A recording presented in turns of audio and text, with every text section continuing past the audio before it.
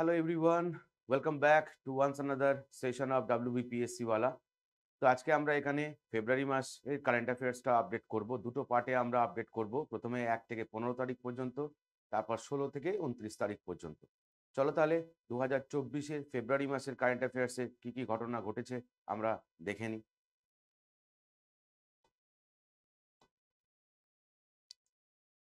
তো current affairs যেটা আমি প্রথমেই বললাম, এটা ফেব্রুয়ারি 2024-এর 1 থেকে 15ই ফেব্রুয়ারি পর্যন্ত আমরা এখানে আপডেট করব। তারপর নেক্সট 16 থেকে 29 তারিখ পর্যন্ত আমরা আপডেট করব। তো 1 থেকে 15 তারিখের মধ্যে কি কি ইনফরমেশন থাকবে না, কারেন্ট অ্যাফেয়ার্স এর মধ্যে ইম্পর্টেন্ট ডেট থাকবে, miscellaneous information, exercise, operation, sports, appointment, theme, award, famous date, government scheme বা রিসেন্ট বুকস অন অথার্স। যা যা ঘটেছে 1 থেকে 15 তারিখের মধ্যে, যা যা ইম্পর্টেন্স যেগুলো আছে সেগুলো সবই এখানে একটা জায়গায় করে দেওয়া আছে। দেখো, প্রথমেই আমরা ফেব্রুয়ারি মাসে গুরুত্বপূর্ণ তারিখগুলো নিয়ে আলোচনা করব। যেখানে আমাকে পরীক্ষায় যদি দেয় যে 1 ফেব্রুয়ারি দিনটার গুরুত্ব কি, তখন আমরা কি বলবো না ইন্ডিয়ান কোস্ট গার্ড ডে। যদি বলি 2 ফেব্রুয়ারি দিনটার গুরুত্ব কি, তখন বলবো ওয়ার্ল্ড ওয়েটল্যান্ড ডে বা যেটাকে আমরা বলছি বিশ্ব জলাভূমি দিবস। 4 তারিখটা আমরা উদযাপন করব ওয়ার্ল্ড ক্যান্সার ডে বা বিশ্ব ক্যান্সার দিবস। 6 তারিখটা আমরা উদযাপন করব international day of zero tolerance for female genital mutilation. 9 তারিখটা আমরা উদযাপন করব বাবা আমতের ডেথ অ্যানিভার্সারি উপলক্ষে।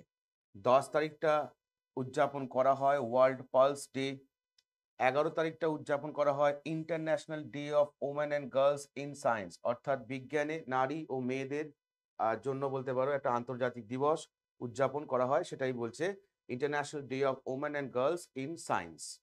নেক্সট 12 তারিখ ফেব্রুয়ারি মাসের 12 তারিখ হচ্ছে কি না মহর্ষি দয়ানন্দ সরস্বতীর 200তম জন্মবার্ষিকী। দিনটা উদযাপন করা হয় কি না মহর্ষি দয়ানন্দ সরস্বতীর 200তম জন্মবার্ষিকী, এটা উদযাপন করা হচ্ছে 12ই ফেব্রুয়ারি। 13 তারিখটা উদযাপন করা হয় একদিকে ওয়ার্ল্ড রেডিও ডে, আরেকদিকে হচ্ছে সরোজিনী নাইডুর বার্থ অ্যানিভার্সারি, এবং আরেকদিকে হচ্ছে ইন্টারন্যাশনাল এপিলেপসি ডে অর্থাৎ আন্তর্জাতিক মৃগী দিবস। তাহলে ফেব্রুয়ারি মাসের 1 থেকে 13 তারিখের পরে নেক্সট যদি আমরা দেখি 14ই ফেব্রুয়ারি দিনটার গুরুত্ব হচ্ছে পুলওয়ামা টেরর অ্যাটাক হিসেবে এটা উদযাপন করা হয়। 21 তারিখ হয়েছিল আমাদের ইন্টারন্যাশনাল মাদার ল্যাঙ্গুয়েজ ডে। 22শে ফেব্রুয়ারি উদযাপন হচ্ছে ওয়ার্ল্ড থিঙ্কিং ডে। 24 তারিখটা উদযাপন হচ্ছে সেন্ট্রাল এক্সাইজ ডে বা কেন্দ্রীয় আবগারি দিবস। 27 তারিখটা উদযাপন হয় ওয়ার্ল্ড এনজিও বা বিশ্ব এনজিও দিবস হিসেবে। 28 তারিখটা উদযাপন হয় ন্যাশনাল সায়েন্স ডে বা জাতীয় বিজ্ঞান দিবস হিসেবে। 28 তারিখটা আর এক রকম ভাবে উদযাপন হয়, সেটা হচ্ছে রেয়ার ডিজিজ বা বিরল রোগ দিবস হিসেবে। তো ইম্পর্টেন্ট ডেট একটা পরীক্ষা, যে কোনো পরীক্ষার ক্ষেত্রে একটা গুরুত্বপূর্ণ সাবজেক্ট, যেখান থেকে পরীক্ষার প্রশ্ন আসেই, সেটা পিএসসি হোক বা এসএসসি হোক। তাই প্রত্যেকটা মাসের ইম্পর্টেন্ট ডেট কি কি আছে, ন্যাশনালি এবং ইন্টারন্যাশনালি কি কি উদযাপন করা হয়, সেটা অবশ্যই কিন্তু আমাদের পরীক্ষার জন্য পড়ে রাখতে হবে। আমরা রিসেন্ট হয়ে যাওয়া যে সমস্ত পরীক্ষাগুলো, সেগুলো কোশ্চেন পেপারও যদি আমরা দেখি, তাহলে সেখানেও আমরা দেখতে পাবো সেখানে কিন্তু ইম্পর্টেন্ট ডেট থেকে পরীক্ষায় প্রশ্ন দিচ্ছে। চলে যাব নেক্সট সেগমেন্টটা, ফেব্রুয়ারি মাসের নেক্সট সেগমেন্টটা যদি আমরা দেখি, তাহলে এখানে টোটাল যেমন ডেটটা আমরা 1 থেকে 29 তারিখের মধ্যে যা যা ইম্পর্টেন্ট ডেটটা করলাম, ঠিক একই রকমভাবে থিমগুলোও কিন্তু প্রথম পার্টে কিন্তু বলে দেওয়া আছে। অর্থাৎ 1 থেকে 29 তারিখ পর্যন্ত গুরুত্বপূর্ণ ডেটের রেসপেক্টে যে সমস্ত থিমগুলো আছে, সেগুলো আমরা এখানে আলোচনা করে দিয়েছি। তো এখানে 1 থেকে 29 বলা আছে, কিন্তু আমরা পড়ছি কিন্তু 1 থেকে 15 মধ্যে। ওকে? কিন্তু ডেট থিম গুলো কিন্তু এখানে টোটালটাই কভার করে দেওয়া আছে, যাতে তোমাদের আর কোনো অসুবিধা না হয়। দেখো, 2 ফেব্রুয়ারি যে দিনটা আমরা উদযাপন করি, 2 ফেব্রুয়ারি ওয়ার্ল্ড ওয়েটল্যান্ড ডে হিসেবে আমরা উদযাপন করি, আমরা জানি, যার থিমটা এবারে হচ্ছে ওয়েটল্যান্ড অ্যান্ড হিউম্যান ওয়েলবিং। এটা মনে রাখতে হবে। 4 তারিখ হচ্ছে আমার ওয়ার্ল্ড ক্যান্সার ডে, যার থিমটা হচ্ছে ক্লোজ দ্য কেয়ার গ্যাপ। 6 তারিখ হচ্ছে আমার international day of zero tolerance, এবারের থিম হচ্ছে হার ভয়েস হার ফিউচার। 10 তারিখটা উদযাপন করা হয় দুরকম ভাবে, একদিকে হচ্ছে ন্যাশনাল ডি ওয়ার্মিং ডে, যার থিমটা হচ্ছে eliminate STH invest in a healthier future for children. আর 10 তারিখ আরেক রকম ভাবে উদযাপন করা হয় ওয়ার্ল্ড পালস ডে, যার থিম হচ্ছে pulses nourishing soil and people.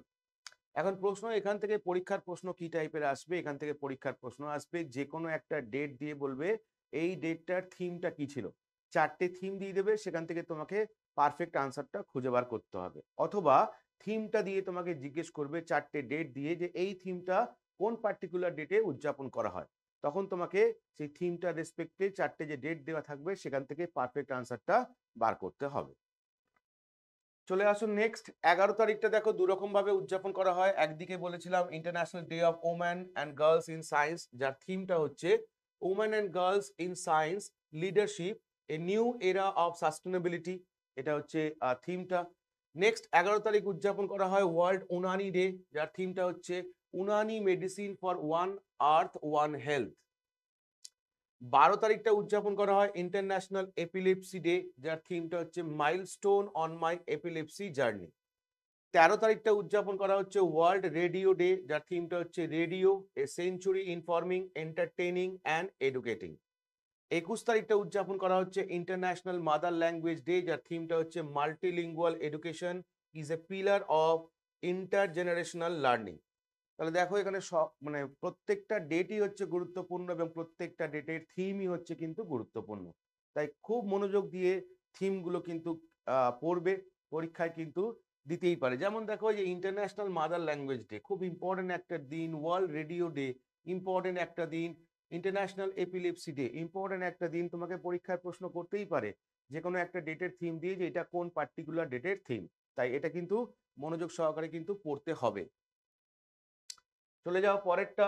22 তারিখটা দেখো আমরা উদযাপন করছি ওয়ার্ল্ড থিঙ্কিং ডে, যার থিমটা কি না our world our thriving future. এটা হচ্ছে 22শে ফেব্রুয়ারির গুরুত্বপূর্ণ থিম। নেক্সট 27 তারিখটা আমরা উদযাপন করি ওয়ার্ল্ড এনজিও ডে, যার থিম হচ্ছে building a sustainable future the role of NGOs in achieving the sustainable development goal. 27 তারিখটা উদযাপন করা হয় ন্যাশনাল প্রোটিন ডে, যার থিম হচ্ছে সলভ উইথ প্রোটিন। 28 তারিখটা উদযাপন করা হচ্ছে ন্যাশনাল সায়েন্স ডে, যার থিম হচ্ছে ইন্ডিজিনিয়াস টেকনোলজিস ফর বিকশিত ভারত। 29 তারিখটা হচ্ছে রেয়ার ডিজিজ ডে, যার থিমটা হচ্ছে শেয়ার ইওর কালার। হলো? তাহলে এই হচ্ছে 1 থেকে 29 তারিখ পর্যন্ত ফেব্রুয়ারি মাসের গুরুত্বপূর্ণ তারিখ এবং সেই তারিখ সম্পর্কিত কিছু গুরুত্বপূর্ণ থিম। আশা করি জিনিসটা বোঝা গেছে।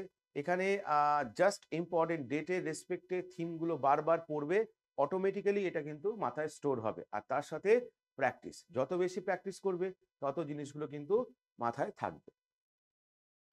এর পরের সেগমেন্টটা যেটা আছে আমাদের সেটা হচ্ছে অ্যাওয়ার্ডস। তো এখানে আমরা 1 থেকে 15ই ফেব্রুয়ারি 1 to 15 ফেব্রুয়ারির মধ্যে গুরুত্বপূর্ণ যে সমস্ত পুরস্কারগুলো আছে সেটা একটু আমরা আগে দেখে নেব।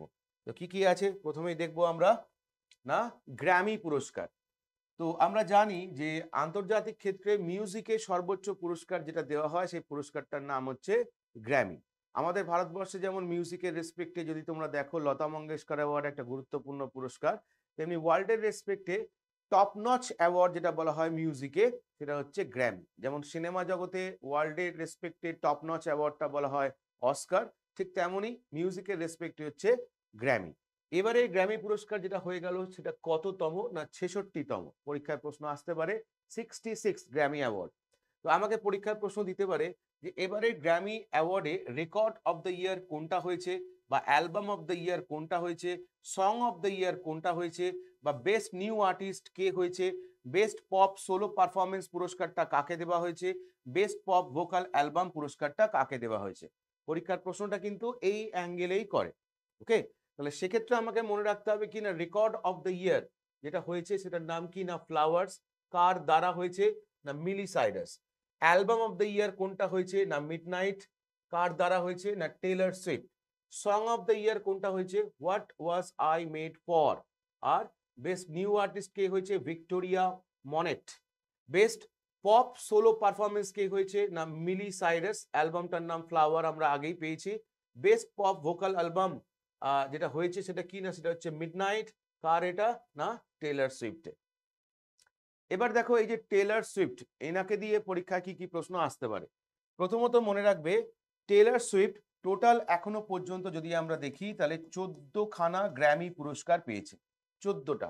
ইনি টোটাল নমিনেশন পেয়েছেন গ্র্যামিতে 52টা নমিনেশনের মধ্যে টোটাল পুরস্কার পেয়েছেন হচ্ছে 14টা। আর কি মনে রাখতে হবে না 2024-এ টেলর সুইফট দুটো ক্যাটাগরিতে গ্র্যামি পুরস্কার পায়। কি কি আমরা দেখে নেব। প্রথমত হচ্ছে মনে রাখবে best pop solo vocal album এই ক্যাটাগরিতে পুরস্কার পায়। আর হচ্ছে কি না অ্যালবাম অফ দ্য ইয়ার এই ক্যাটাগরিতে পুরস্কার পায়। তাহলে দুটো পুরস্কার কোন কোন ক্যাটাগরি আমরা পেয়ে গেলাম। এবার এই অ্যালবাম অফ দ্য ইয়ার যেটা হয়েছে টেলর সুইফটকে যদি বলে তার নামটা কি, নামটা মনে রাখবো মিডনাইট। শুধু কি তাই? না, শুধু তাই নয়। এই নিয়ে টেলর সুইফট মনে রাখবে অ্যালবাম অফ দ্য ইয়ার এই ক্যাটাগরিতে টোটাল ৪ বার পুরস্কার পেল। এর আগে যদি আমরা দেখি তাহলে ২০১০, ২০১৬ এবং ২০২০ সালে তিনি কিন্তু এই অ্যালবাম অফ দ্য ইয়ার ক্যাটাগরিতে পুরস্কার পেয়েছেন। ২০১০ এ তিনি যে অ্যালবামটার জন্য পেয়েছিলেন অ্যালবামটার নাম ছিল ফিয়ারলেস। ২০১৬ তে পেয়েছিলেন যে অ্যালবামটার জন্য তার নাম হচ্ছে 1989 এবং ২০২০ তে ইনি যে অ্যালবামটার জন্য পেয়েছিলেন সেটা হচ্ছে ফোকলোরে। তাহলে টেলর সুইফটকে আমরা দেখতে পাচ্ছি যে অ্যালবাম অফ দ্য ইয়ার এই ক্যাটাগরিতে টোটাল ইনি ৪ বার পুরস্কৃত হয়েছেন। ওকে, এবছর নিয়ে টোটাল ৪ বার পুরস্কৃত হয়েছেন। টোটাল ইনি গ্র্যামি পুরস্কার পেয়েছেন কতবার? আমাকে যদি পরীক্ষার প্রশ্ন দেয় আমি মনে রাখবো ১৪ বার। নমিনেশন পেয়েছিলেন কতবার? না ৫২ বার ইনি নমিনেশন পেয়েছেন। আর এবছর ২০২৪ এ ইনি দুটো ক্যাটাগরিতে পুরস্কৃত হলেন। একটা হচ্ছে অ্যালবাম অফ দ্য ইয়ার আর একটা হচ্ছে বেস্ট পপ ভোকাল অ্যালবাম ক্যাটাগরিতে। মনে থাকবে? চলো নেক্সট।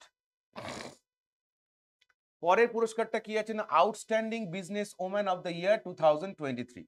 আমাদের ডিফেন্স মিনিস্টার রাজনাথ সিং এর পক্ষ থেকে বলতে পারো পুরস্কারটা হাতে তুলে যাকে দেওয়া হয় তার নাম হচ্ছে ডক্টর বীণা মোদি। এনার পরিচয়টা কি?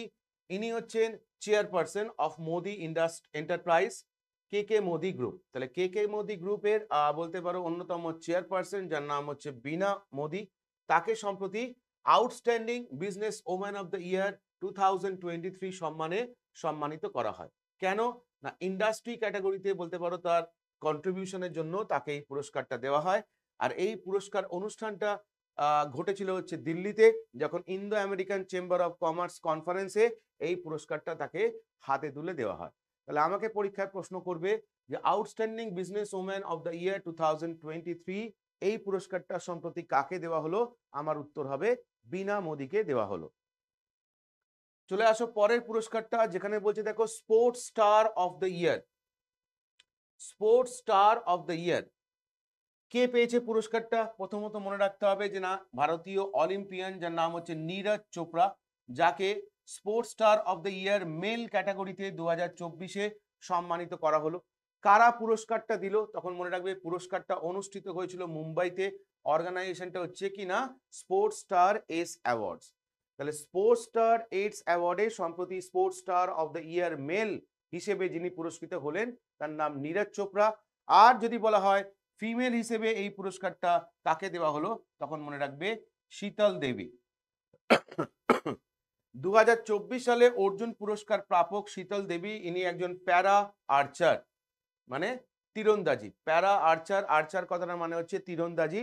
তাহলে দুজন পুরস্কৃত হলো, মেল বললে আমাদের হচ্ছে নীরজ চোপড়া আর ফিমেল বললে শীতল দেবী। শীতল দেবী কোন খেলার সঙ্গে যুক্ত? আর্চারি। আর নীরজ চোপড়াকে নিয়ে নতুন করে বলার কিছু নেই, তোমরা প্রত্যেকেই জানো যে ইনি একজন কি না জ্যাভলিন থ্রোয়ার এক্সপার্ট, তাই তো? তো এই দুজনকে সম্প্রতি স্পোর্টস স্টার অফ দ্য ইয়ার পুরস্কারে সম্মানিত করা হলো। চলে আসো পরেরটা SJFI sports journalist federation of India. মনে রাখবে এটার full form sports journalist federation of ইন্ডিয়ার তরফ থেকে লাইফ টাইম অ্যাচিভমেন্ট অ্যাওয়ার্ডে সম্প্রতি কাকে সম্মানিত করা হলো?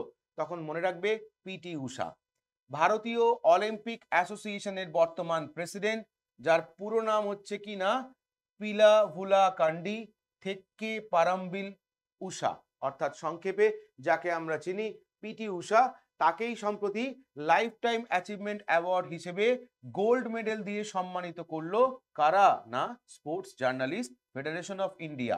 ওকে, আর এই পুরস্কার অনুষ্ঠানটা হয় কোথায়? দিল্লিতে। এখন তুমি বলতে পারো যে পিটি ঊষাই কি একমাত্র যাকে কিনা স্পোর্টস জার্নালিস্ট অফ ইন্ডিয়ার তরফ থেকে এই গোল্ড মেডেল দেওয়া হয়?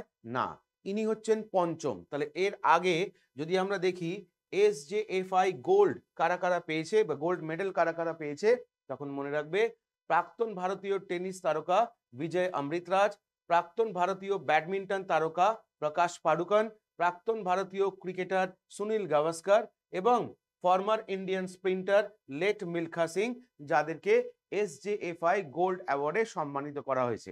এই লিস্টে নতুন অন্তর্ভুক্ত হলো বা পঞ্চমতম হিসেবে অন্তর্ভুক্ত হলেন যিনি, তার নাম হচ্ছে পিটি ঊষা।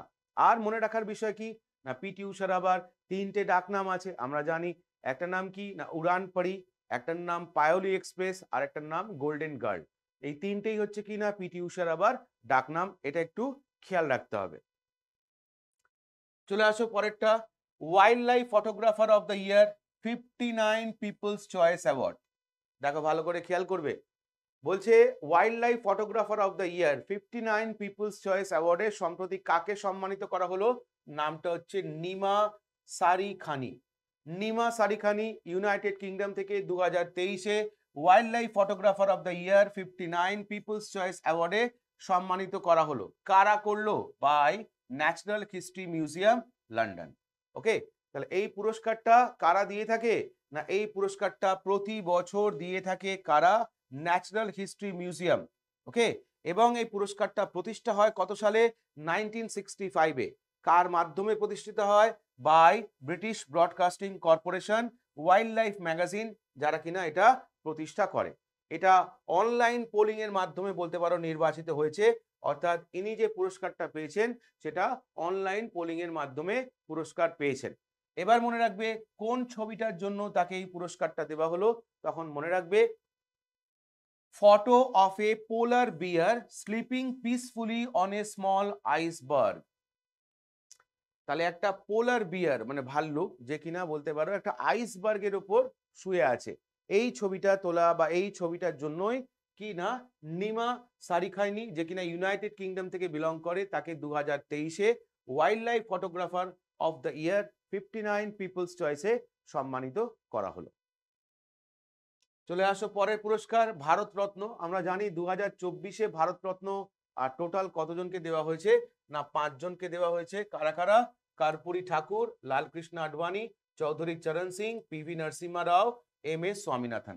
এদের আগে টোটাল 48 জন ভারতরত্ন পেয়েছিল, এই 5 জন নতুন যোগ হলো, তাহলে এখন ভারতরত্ন প্রাপকের সংখ্যা 53 টিল ডেট এখনো পর্যন্ত। যদি আমরা দেখি, অর্থাৎ এই ভিডিওটা তোমাদের কাছে যখন পৌঁছচ্ছে সেই পর্যন্ত যদি আমরা দেখি, তাহলে বা ফেব্রুয়ারি 2024 পর্যন্ত যদি আমরা দেখি, টোটাল ভারতীয় হিসেবে বা টোটাল ভারতরত্ন পেয়েছে কতজন না 53 জন ব্যক্তিকে ভারতরত্ন দেওয়া হয়েছে।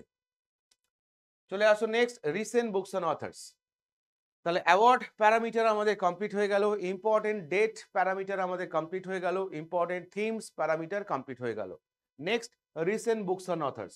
দেখো নেই কিছু, তার মানে ফেব্রুয়ারি মাসের 1 থেকে 15 তারিখের মধ্যে কোনো গুরুত্বপূর্ণ বই সেই অর্থে নেই, তাই এখানে দেওয়া হয়নি। যদি থাকে নিশ্চয়ই দেওয়া হবে।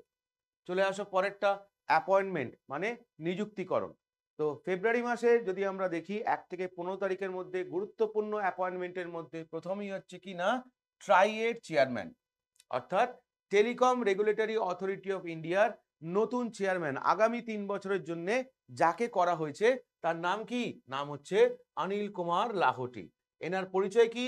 ইনি ছিলেন ভারতীয় রেল বোর্ডের প্রাক্তন চেয়ারম্যান এবং সিইও। ওকে, ইনি কার জায়গায় গেলেন? তখন মনে রাখবে PD বাঘেলার জায়গায় ইনি দায়িত্ব নিলেন। তাহলে আগামী 3 বছরের জন্য ট্রাইয়ের নতুন চেয়ারম্যান, ট্রাই কথাটার মানে হচ্ছে টেলিকম রেগুলেটরি অথরিটি অফ ইন্ডিয়ার নতুন চেয়ারম্যান কাকে করা হলো? সেক্ষেত্রে মনে রাখবো কি নামটা হচ্ছে অনিল কুমার লাহোটি। চলো নেক্সট পরেরটা কি আছে, 17th কিং অফ মালয়েশিয়া। মালয়েশিয়ার 17তম রাজা হিসেবে যাকে নির্বাচন করা হলো তার নাম কি? নাম হচ্ছে সুলতান ইব্রাহিম ইবনি আল মাহরুম সুলতান ইস্কিন্দার। কি নাম বললাম? সুলতান ইব্রাহিম ইবনি আল মাহরুম সুলতান ইস্কিন্দার, যিনি কিনা বলতে পারো মালয়েশিয়ার সাউদার্ন স্টেট এর একজন রাজা বা রুলার। সাউদার্ন স্টেটটার নাম হচ্ছে জোহর। তাহলে মালয়েশিয়ার একটা সাউদার্ন স্টেট যার নাম হচ্ছে জোহর, সেখানকার রুলার যিনি, অর্থাৎ এই সুলতান ইব্রাহিম ইবনি আল মাহরুম সুলতান ইস্কিন্দার, যাকে সংক্ষেপে বলা হয় সুলতান ইব্রাহিম, তাকেই মালয়েশিয়ার 17তম রাজা হিসেবে সম্প্রতি নির্বাচন করা হলো। 17th কিং অফ মালয়েশিয়া হিসেবে তাকেই সম্প্রতি নির্বাচন করা হলো বা ইনি দায়িত্ব নিলেন। চলে আসো পরেরটা, president of Asian cricket council for third term. তাহলে এই নিয়ে তৃতীয়বারের জন্য এশিয়ান ক্রিকেট কাউন্সিলের প্রেসিডেন্ট হিসেবে দায়িত্ব নিলেন যিনি, তার নাম কি না বিসিসিআই যিনি আমাদের সেক্রেটারি অর্থাৎ জয় শাহ। জয় শাহ যে কিনা সেক্রেটারি অফ বিসিসিআই, তিনিই বলতে পারো, তাকেই বলতে পারো রিঅ্যাপয়েন্ট করা হলো as the president of Asian cricket council for third consecutive time. ইনি যখন প্রথম দায়িত্ব নিয়েছিলেন সেটা ছিল 2021 সাল।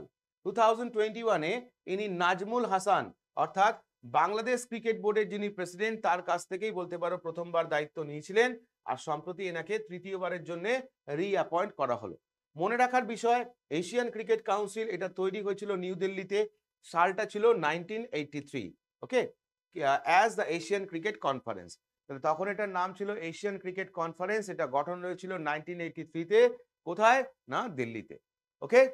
তাহলে আমাকে পরীক্ষার প্রশ্ন করবে যে এশিয়ান ক্রিকেট কাউন্সিলের বর্তমান বা নতুন বা থার্ড কনসিকিউটিভ টাইম প্রেসিডেন্ট হিসেবে কাকে অ্যাপয়েন্ট করা হলো, আমার আনসার হচ্ছে জয় শাহ। নেক্সট ওয়ান দেখো, বোট। নামটা নিশ্চয়ই প্রত্যেকের জানা আছে। এটা কি না, এটা একটা অডিও ওয়্যারেবল ব্যান্ড, তাই না? আমরা ওই হেডফোন, চার্জার, বিভিন্ন রকম জিনিস দেখতে পাই যেটা কোম্পানিটা তৈরি করে। সেই বোটের নতুন ব্র্যান্ড অ্যাম্বাসাডর হিসেবে যাকে বেছে নেওয়া হলো তার নাম কি, নাম হচ্ছে রণবীর সিং।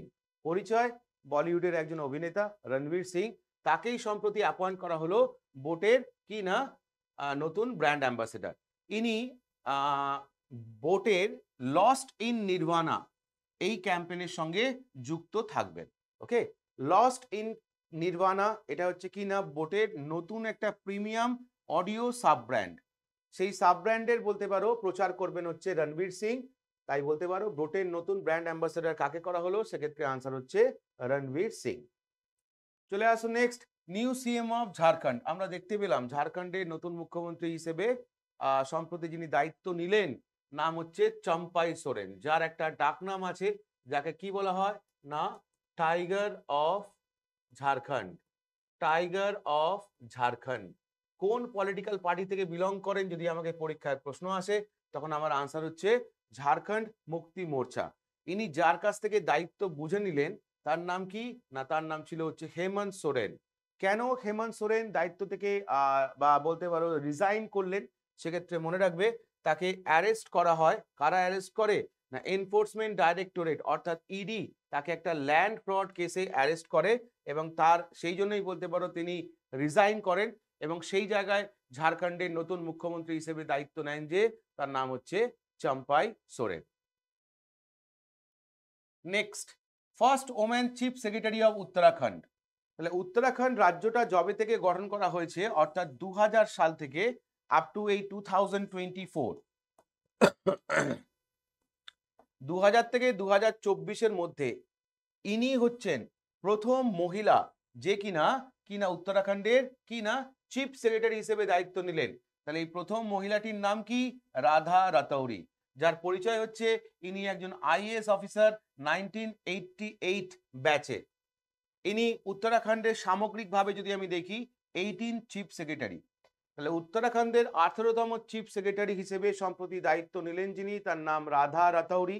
মনে রাখতে হবে ইনি হচ্ছেন প্রথম যে মহিলা যে কিনা উত্তরাখণ্ডের চিফ সেক্রেটারি হিসেবে দায়িত্ব নিলেন। কোন সাল থেকে না 2000 সাল থেকে, অর্থাৎ 2000 সালে যখন উত্তরাখণ্ড এটা গঠন হয়েছিল সেখান থেকে আজ পর্যন্ত কোনো মহিলা চিফ সেক্রেটারি উত্তরাখণ্ডের ছিল না, ইনি হচ্ছেন প্রথম মহিলা চিফ সেক্রেটারি হিসেবে দায়িত্ব নিলেন। চলে আসো next, UNESCO goodwill ambassador for education for all. তাহলে ইউনেস্কো এডুকেশন ফর অল এই ক্যাম্পেইনের আন্ডারে সম্প্রতি যাকে গুডউইল অ্যাম্বাসেডর করলো তিনি একজন ব্রাজিলিয়ান ফুটবলার, যার নাম কি, নাম হচ্ছে ভিনিসিয়াস জুনিয়র। ব্রাজিলিয়ান ফুটবলারটার নাম কি, নাম মনে রাখবে ভিনিসিয়াস জুনিয়র। ইনি হচ্ছেন দ্বিতীয় Brazilian footballer, second Brazilian footballer পেলের পরে যে যাকে কিনা অ্যাপয়েন্ট করলো ইউনেস্কো তাদের গুডউইল অ্যাম্বাসেডর হিসেবে। তাহলে আমাকে পরীক্ষায় প্রশ্ন করতে পারে যে ইউনেস্কো তাদের গুডউইল অ্যাম্বাসেডর হিসেবে এডুকেশন ফর অল এই ক্যাম্পেইনের আন্ডারে যাকে ব্র্যান্ড অ্যাম্বাসেডর করলো তার নাম কি, তার নাম হচ্ছে ভিনিসিয়াস জুনিয়র, যিনি হচ্ছেন ব্রাজিলের একজন ফুটবলার ইনি হচ্ছেন ব্রাজিলের সেকেন্ড ফুটবলার পেলের পরে যিনি কিনা এই দায়িত্বটা পেলেন। নেক্সট চলে আসো ইয়ামেন। ইয়ামেন দেশটার নতুন প্রধানমন্ত্রী হিসেবে যিনি দায়িত্ব নিলেন তার নাম কি? নাম হচ্ছে ডক্টর আহমেদ আওয়াদ বিন মুবারক। ডক্টর আহমেদ আওয়াদ বিন মুবারক, যাকে কিনা ইয়ামেনের নতুন প্রাইম মিনিস্টার করা হলো। মনে রাখবে কার জায়গায় করা হলো? না মাহেন আব্দুল্লাহ মালিক সাইদ, যিনি কিনা দায়িত্বে ছিলেন as a prime minister of Yemen 2018 থেকে 2024। তার জায়গায় নতুন প্রধানমন্ত্রী হিসেবে যিনি দায়িত্ব নিলেন তার নাম ডক্টর আহমেদ আওয়াদ বিন মুবারক। চলে আসুন নেক্সট, কাজাকিস্তানের ইয়ংগেস্ট পিএম, কনিষ্ঠতম প্রধানমন্ত্রী হিসেবে যিনি সম্প্রতি দায়িত্ব নিলেন তার নাম কি? নামটা মনে রাখবে ওলজাস বেকতেনভ। ওলজাস বেকতেনভ, যিনি কিনা কাজাকিস্তানের ইয়ংগেস্ট প্রাইম মিনিস্টার হিসেবে দায়িত্ব নিলেন। মাত্র 43 বছর বয়সে অ্যাজ এ প্রাইম মিনিস্টার হিসেবে দায়িত্ব নিলেন হচ্ছে ওলজাস বেকতেনভ। মনে রাখার বিষয়, এই মুহূর্তে কাজাকিস্তানের প্রেসিডেন্ট যিনি আছেন তার নাম কি? নাম হচ্ছে কাসেম জোমার্ট টোকায়েভ। কাসেম জোমার্ট টোকায়েভ হচ্ছে প্রেসিডেন্ট। আর নতুন প্রাইম মিনিস্টার বা ইয়ংগেস্ট প্রাইম মিনিস্টার হিসেবে যিনি দায়িত্ব নিলেন তার নাম ওলজাস বেকতেনভ, যিনি কোন পলিটিক্যাল পার্টি থেকে বিলং করেন? না, তার পলিটিক্যাল পার্টিটার নাম হচ্ছে আমানত পার্টি। নেক্সট দেখো, ইন্টারন্যাশনাল কোর্ট অফ জাস্টিস, যাকে আমরা সংক্ষেপে বলি আইসিজে। ইন্টারন্যাশনাল কোর্ট অফ জাস্টিসের নতুন প্রেসিডেন্ট যিনি হলেন তার নাম কি? সেক্ষেত্রে মনে রাখবে নওয়াব সালাম। লেবানন থেকে বিলং করেন জাস্টিস নওয়াব সালাম, যে কিনা ইন্টারন্যাশনাল কোর্ট অফ জাস্টিসের আগামী 3 বছরের জন্য বলতে পারো প্রেসিডেন্ট হিসেবে অ্যাপয়েন্টেড হলেন। ইন্টারন্যাশনাল কোর্ট অফ জাস্টিস যেটা ইউনাইটেড নেশনের একটা জুডিশিয়াল অর্গান বা প্রিন্সিপাল জুডিশিয়াল অর্গান হিসেবে কাজ করে, সেখানকার নতুন প্রেসিডেন্ট হলেন যিনি, তার নাম হচ্ছে নওয়াব সালাম, যার পরিচয় হচ্ছে ইনি হচ্ছেন একজন জাস্টিস। কোন দেশের? না, লেবাননের। চলে আসুন নেক্সট, ফিনল্যান্ডের 13তম প্রেসিডেন্ট হিসেবে সম্প্রতি যিনি দায়িত্ব নিলেন। তাহলে ফিনল্যান্ডের 13তম প্রেসিডেন্ট হিসেবে যিনি দায়িত্ব নিলেন তার পরিচয়টা হচ্ছে, ফিনল্যান্ডের ইনি ছিলেন প্রাক্তন প্রাইম মিনিস্টার, যার নাম হচ্ছে আলেকজান্ডার স্টাব, যার পলিটিক্যাল পার্টিটার নাম হচ্ছে ন্যাশনাল কোয়ালিশন পার্টি বা সংক্ষেপে এনসিপি। সেই ন্যাশনাল কোয়ালিশন পার্টির প্রেসিডেন্ট অর্থাৎ এই আলেকজান্ডার স্টাব, যিনি সম্প্রতি ফিনল্যান্ডে প্রেসিডেন্সিয়াল ইলেকশন লড়েছিলেন এবং লড়ার পর সেখানে 51.6% ভোট সিকিউর করেন এবং ইনি বলতে পারো ফিনল্যান্ডের নতুন বা 13তম প্রেসিডেন্ট হিসেবে দায়িত্ব নেন। তাহলে মাথায় রাখতে হবে, এক সময় প্রাইম মিনিস্টার ছিলেন, তারপর প্রেসিডেন্সিয়াল ইলেকশন লড়লেন, লড়ার পর সেখানে প্রায় 51.6% ভোট সিকিউর করে ইনি ফিনল্যান্ডের নতুন প্রেসিডেন্ট হিসেবে উঠে এলেন। নাম কি? নামটা মনে রাখবে আলেকজান্ডার স্টাব, তার পলিটিক্যাল পার্টিটার নাম হচ্ছে ন্যাশনাল কোয়ালিশন পার্টি। হয়ে গেল, তাহলে অ্যাপয়েন্টমেন্ট কমপ্লিট। নেক্সট সেগমেন্টে আমরা আলোচনা করব যেটা গভর্নমেন্ট স্কিম, বিল, পোর্টাল কিছু আছে কিনা। দেখো, তো এখানে আমরা যেটা প্রথম পড়বো সেটা হচ্ছে কি না, first state to pass on uniform civil code bill. খুব ইম্পর্টেন্ট একটা, ভারতবর্ষের বুকে প্রথম রাজ্য যে কিনা পাস করলো ইউনিফর্ম সিভিল কোড বিল। ইউনিফর্ম সিভিল কোড বিলটা কি না, রাজ্যের মধ্যে যে কোনো জাতির ক্ষেত্রে, সেটা হিন্দু, মুসলিম, শিখ যাই হোক না কেন, প্রত্যেকের ক্ষেত্রে আইন সমান বা সমান আইন প্রদত্ত হবে, এটাই হচ্ছে ইউনিফর্ম সিভিল কোড। তো ভারতবর্ষের বুকে প্রথম যে রাজ্য এটা করলো সেটা হচ্ছে উত্তরাখণ্ড। সম্প্রতি আমরা দেখতেও পেয়েছি যে এটা রাষ্ট্রপতির সম্মতির জন্য গেছিল এবং রাষ্ট্রপতি এতে সম্মতি দিয়েও দিয়েছে এবং এটা আইনেও পরিণত হয়ে গেছে। সেটাই এখানে বলছে। তারিখটা মনে রাখবে 7ই ফেব্রুয়ারি 2024, উত্তরাখণ্ড লেজিসলেটিভ অ্যাসেম্বলি যারা কিনা পাস করলো ইউনিফর্ম সিভিল কোড উত্তরাখণ্ড বিল 2024। ওকে, যার উদ্দেশ্য কি কি না, to govern and regulate law related to marriage, divorce, land, property, inheritance of all citizens irrespective of their religion। তাহলে ম্যারেজ, ডিভোর্স, ল্যান্ড, প্রপার্টি এইসবের ক্ষেত্রে সকল সিটিজেন সমান, সেটা যে কোনো ধর্মের হোক না কেন, প্রত্যেকের ক্ষেত্রে আইনটা সমান। এই পরিপ্রেক্ষিতেই উত্তরাখণ্ডের মুখ্যমন্ত্রী বলতে পারো বিলটা কি করলো না, ইন্ট্রোডিউস করলো হাউসে। উত্তরাখণ্ডই হচ্ছে ভারতবর্ষের প্রথম রাজ্য যেখানে এটা করা হলো এবং আমরা জানি সম্প্রতি এটা কি না প্রেসিডেন্টের অ্যাসেন্টও পেয়ে গেছে। তাহলে একটাই ছিল, চলে যাব নেক্সট স্পোর্টস আপডেট। স্পোর্টস এর মধ্যে প্রথম খবরটা কি আছে, খেলো ইন্ডিয়া ইউথ গেমস 2023 এবারের এডিশনটা ছিল 6th। ম্যাসকটটার নাম কি না ভীরা মাঙ্গাই। লোগোটা কি ছিল না থিরুভালুভার স্ট্যাচু, যেটা কন্যাকুমারীতে রয়েছে। আয়োজনকারী রাজ্যটার নাম অবশ্যই মনে রাখবে তামিলনাড়ু, যারা আয়োজন করেছিল খেলো ইন্ডিয়া ইউথ গেমস। এটা হয়েছিল 19 থেকে 31 জানুয়ারি 2024। পার্টিসিপেন্টস ছিল নিয়ার অ্যাবাউট 4454 জন অ্যাথলিটস। আর মেডেল ট্যালিতে টপ করেছে কে না মহারাষ্ট্র, 158টা মেডেল পেয়েছে, যার মধ্যে 57টা গোল্ড, 48টা সিলভার, 53টা ব্রোঞ্জ রয়েছে। আর মনে রাখবে এই প্রথমবার স্কোয়াশ এই খেলাটাকে ইনক্লুড করা হলো কি না খেলো ইন্ডিয়া ইউথ গেমসে। পরীক্ষায় প্রশ্ন দিতে পারে যে কোন খেলাটাকে প্রথমবারের জন্য খেলো ইন্ডিয়া ইউথ গেমসে ইনক্লুড করা হলো, সেক্ষেত্রে মনে রাখবে স্কোয়াশ। এবার এই খেলো ইন্ডিয়া ইউথ গেম সম্পর্কে একটি ইনফরমেশন মনে রাখতে হবে। খেলো ইন্ডিয়া এটাকে তুমি যদি ট্রান্সলেট করো তখন তুমি পাবে কিনা let's play India. Government of India এটা লঞ্চ করে হচ্ছে 2017 সালে। ওকে, কেন না ভারতবর্ষে স্পোর্টিং কালচারটাকে রিভাইভ করার জন্য গভর্নমেন্ট অফ ইন্ডিয়ার তরফ থেকে এই উদ্যোগটা নেওয়া হয়, যাতে আরো গ্রাসরুট লেভেলে খেলাধুলোটাকে পৌঁছে দেওয়া যায় এবং ইয়ংস্টার্স যারা আছে তারা আরো বেশি করে যাতে এই খেলাধুলোয় পার্টিসিপেট করে। এবার মনে রাখার বিষয় কি, এই খেলো ইন্ডিয়ার আন্ডারে তুমি যদি দেখো 4 ধরনের খেলা হয়ে থাকে আন্ডার খেলো ইন্ডিয়া ইনিশিয়েটিভ। প্রথমত তুমি যদি দেখো তাহলে একটা হচ্ছে খেলো ইন্ডিয়া ইউথ গেমস, একটা খেলো ইন্ডিয়া ইউনিভার্সিটি গেমস, একটা হচ্ছে খেলো ইন্ডিয়া উইন্টার গেমস, আর একটা হচ্ছে খেলো ইন্ডিয়া প্যারা গেমস। তাহলে এই জায়গাটা যেন গুলিয়ে না যায়, অনেকে একটার ঘাড়ে আরেকটা চাপিয়ে দাও বা সত্যি হয়তো মনে রাখার ক্ষেত্রে টাফ হয়ে যায়, কিন্তু একটু কষ্ট করে মনে রাখতে হবে। খেলো ইন্ডিয়ার আন্ডারে 4 ধরনের খেলা হয়ে থাকে, একটা ইউথ গেমস, একটা ইউনিভার্সিটি গেমস, একটা উইন্টার গেমস, একটা প্যারা গেমস। সম্প্রতি যদি আমরা দেখি আরেকটা ইনফরমেশন এখানে দেওয়া আছে, দেখো এই খেলো ইন্ডিয়া প্যারা গেমসকে কেন্দ্র করে, যেটা 2023-এর প্যারা গেমসটা সম্প্রতি হয়ে গেল কোথায়, দিল্লিতে, এবং যেখানে মেডেল ট্যালিতে যদি আমরা দেখি হরিয়ানা টপ করেছে টোটাল 105খানা মেডেল পেয়ে। তাহলে মাথায় রাখতে হবে 2017 সালে ভারত সরকার খেলাধুলোয় আরো যাতে ইয়ংস্টাররা ইন্টারেস্ট দেখায় তার জন্য বলতে পারো লঞ্চ করেছিল খেলো ইন্ডিয়া 2017-এ। এর আন্ডারে 4 ধরনের খেলা আমরা এখন দেখতে পাচ্ছি, একটা ইউথ গেমস, একটা ইউনিভার্সিটি গেমস, একটা হচ্ছে উইন্টার গেমস, আর একটা হচ্ছে প্যারা গেমস। সম্প্রতি যে প্যারা গেমসটা খেলো ইন্ডিয়া প্যারা গেমস সেটা হয়ে গেল কোথায়, দিল্লিতে, এবং সেই প্যারা গেমসে যদি বলি মেডেলের রেসপেক্টে সব থেকে বেশি মেডেল পেয়েছে কে, হরিয়ানা। আর এর ঠিক আগেরটা যেটা বললাম আমরা সেটা খেলো ইন্ডিয়া ইউথ গেমস, যেখানে মেডেলের রেসপেক্টে সব থেকে বেশি মেডেল পেয়েছে কে, মহারাষ্ট্র। যেখানে নতুন যে খেলাটা ইনক্লুড করা হয়েছে তার নাম কি, তার নাম হচ্ছে স্কোয়াশ। একটুখানি খেয়াল করে কিন্তু এগুলো পড়বে, না হলে কিন্তু গুলিয়ে যাবে।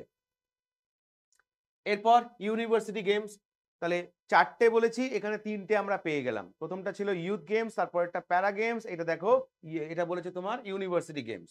তো ইউনিভার্সিটি গেমস যদি আমরা দেখি এবারের এডিশনটা হচ্ছে 4র্থ, যার ম্যাসকটটা ছিল কি না অষ্টালক্ষ্মী, যেটা একটা বাটারফ্লাই। এটা হয়েছিল 19 থেকে 29 ফেব্রুয়ারি 2024। ওকে, সারা ভারতবর্ষ জুড়ে প্রায় নর্থ ইস্টের প্রায় 7টা রাজ্য বলতে পারো এতে পার্টিসিপেট করেছিল। এখানে মেডেল ট্যালিতে যদি আমরা দেখি সব থেকে বেশি মেডেল পেয়েছে যে ইউনিভার্সিটি সেটা হচ্ছে চণ্ডীগড় ইউনিভার্সিটি, যে কিনা টোটাল 32খানা মেডেল পেয়েছে। 32টা হ্যাঁ টোটাল মেডেল যদি আমরা দেখি 32খানা গোল্ড মেডেল পেয়েছে। আর এছাড়াও যদি আমরা দেখি 18টা সিলভার, 21টা ব্রোঞ্জ, টোটাল মেডেল যদি আমরা দেখি চণ্ডীগড় ইউনিভার্সিটি পেয়েছে 71টা। তাহলে টপ র্যাঙ্কে রয়েছে কেনা চণ্ডীগড় ইউনিভার্সিটি, মেডেল সংখ্যা 71, 71-এর মধ্যে 32টা গোল্ড, 18টা সিলভার, 21টা ব্রোঞ্জ। খেলাটার নাম কি না খেলো ইন্ডিয়া ইউনিভার্সিটি গেমস। এটা হয়েছে 19 থেকে 29 ফেব্রুয়ারি পর্যন্ত।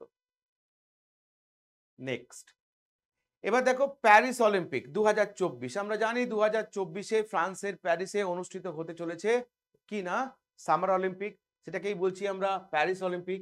সেই প্যারিস অলিম্পিকে টর্চ বেয়ারার অর্থাৎ মশাল বাহক হিসেবে যাকে বেছে নেওয়া হলো তিনি হচ্ছেন একজন ভারতীয় শুটার, প্রাক্তন ভারতীয় একজন শুটার, এবং ভারতের প্রথম যে কিনা ইন্ডিভিজুয়াল অলিম্পিক গোল্ড মেডেল পেয়েছিল বেজিং অলিম্পিক 2008-এ, যার নাম অভিনব বিন্দ্রা, যাকে সম্প্রতি সিলেক্ট করা হলো as a torch bearer to take part in Paris 2024 Olympic torch relay.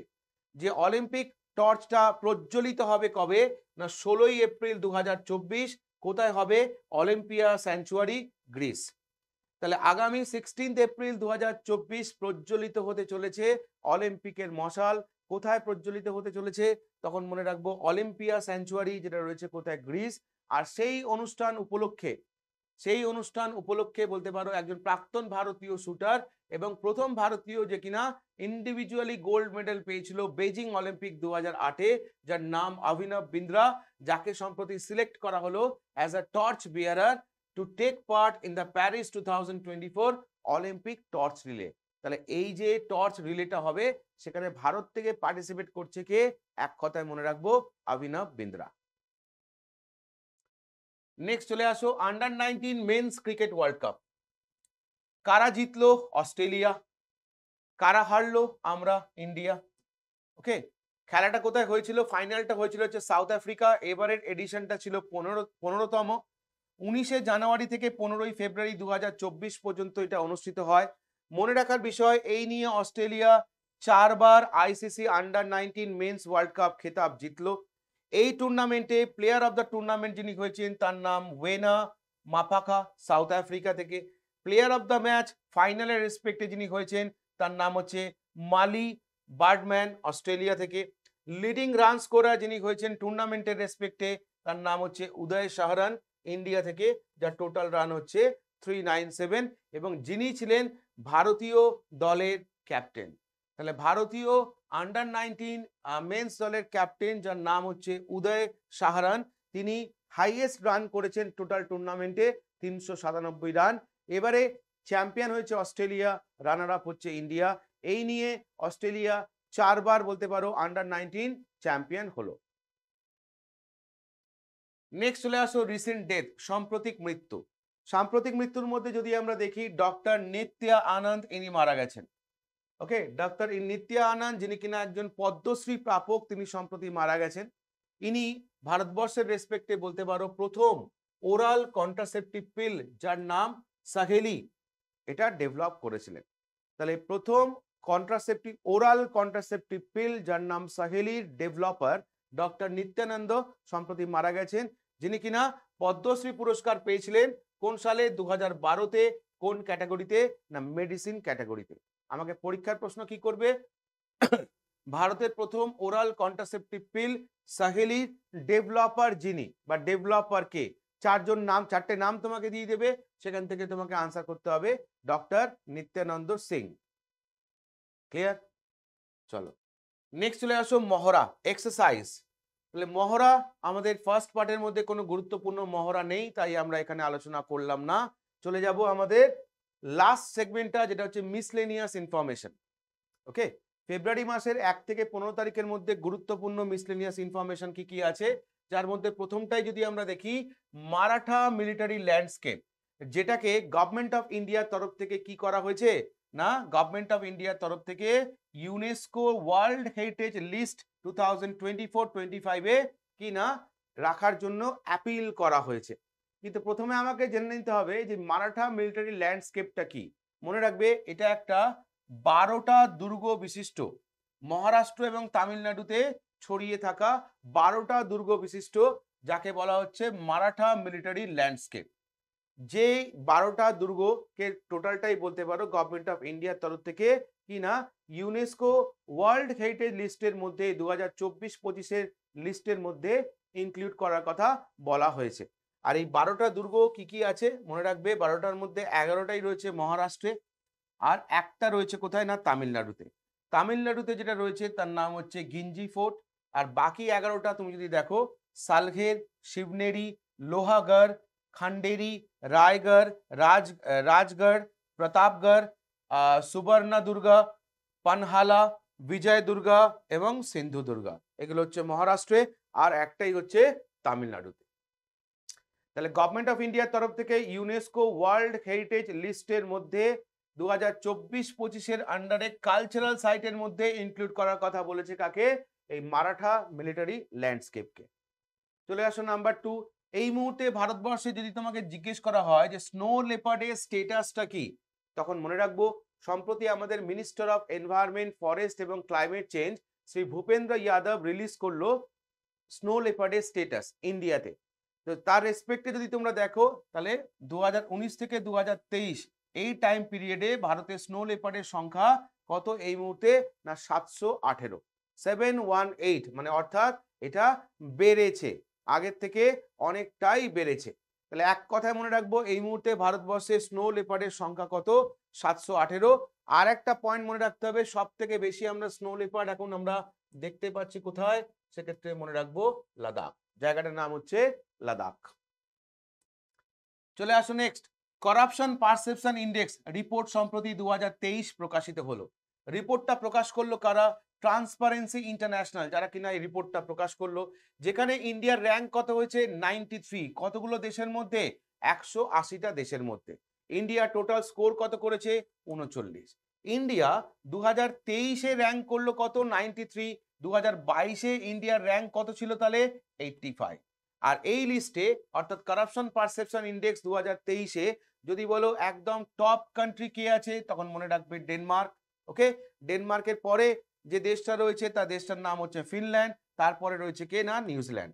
R India এই যে র্যাঙ্কটা করলো, যে ইন্ডিয়া র্যাঙ্ক আমরা যেটা দেখতে পাচ্ছি 93, 180টা দেশের মধ্যে ইন্ডিয়ার সাথে এই 93rd, ইন্ডিয়ার সাথে এই 93rd পজিশনে রয়েছে কে, না কাজাকিস্তান, লেসোতো আর হচ্ছে মালদ্বীপ। এই তিনটে দেশেও বলতে পারো র্যাঙ্ক হচ্ছে 93। তাহলে ইন্ডিয়াকে এর সঙ্গে যদি আমি যুক্ত করি তাহলে টোটাল 4টে দেশ যারা কিনা এই 93 র্যাঙ্কিং এর মধ্যে রয়েছে। তাহলে 4টে দেশের র্যাঙ্কই হচ্ছে 93। চলে আসো পরেরটা, শহীদ দিবস বা মার্টিয়ার্স ডে 2024 কবে উদযাপন করা হলো। আমরা জানি এক কথায় এটা উদযাপন করা হয় কবে, না 30শে জানুয়ারি। আমরা জানি এই দিনটাকে আর কি বলা হয়, এই দিনটাকে বলা হয় সর্বোদয়া ডে, বা যেটাকে তুমি বলো মার্টিয়ার্স ডে, বা যেটাকে তুমি বলো শহীদ দিবস।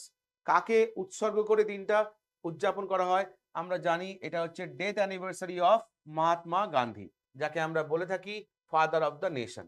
মনে রাখার বিষয় এটা যে 30শে জানুয়ারি 2024 এটা গান্ধীজির কততম মৃত্যুবার্ষিকী উদযাপন করা হলো, তখন মনে রাখবে 76তম।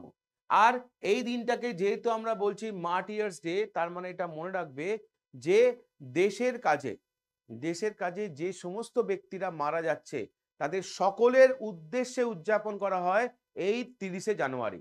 ওকে, একদম পয়েন্ট টু পয়েন্ট মনে রাখবে, 30শে জানুয়ারি উদযাপন করা হয় those who sacrificed their life in the line of duty to the nation। তাহলে দেশের কাজে যারা নিজেদেরকে আত্মবলিদান করছে সেই সকল মানুষ, সেই প্রত্যেকটা মানুষকেই বলতে পারো এই দিনটা উদযাপন করা হয় তাদের জন্য, শুধুমাত্র মহাত্মা গান্ধীর রেসপেক্টে নয়। হ্যাঁ, অবশ্যই 30শে জানুয়ারি মহাত্মা গান্ধীর মার্টিয়ার্স ডে উদযাপন করা হয়, কিন্তু তার সাথে সাথে দেশের প্রত্যেকটা মানুষ যারা দেশের জন্য প্রাণ দিচ্ছে, টিল নাও দিচ্ছে, তাদেরকেও বলতে পারো এই দিনটা ডেডিকেট করা হয়েছে।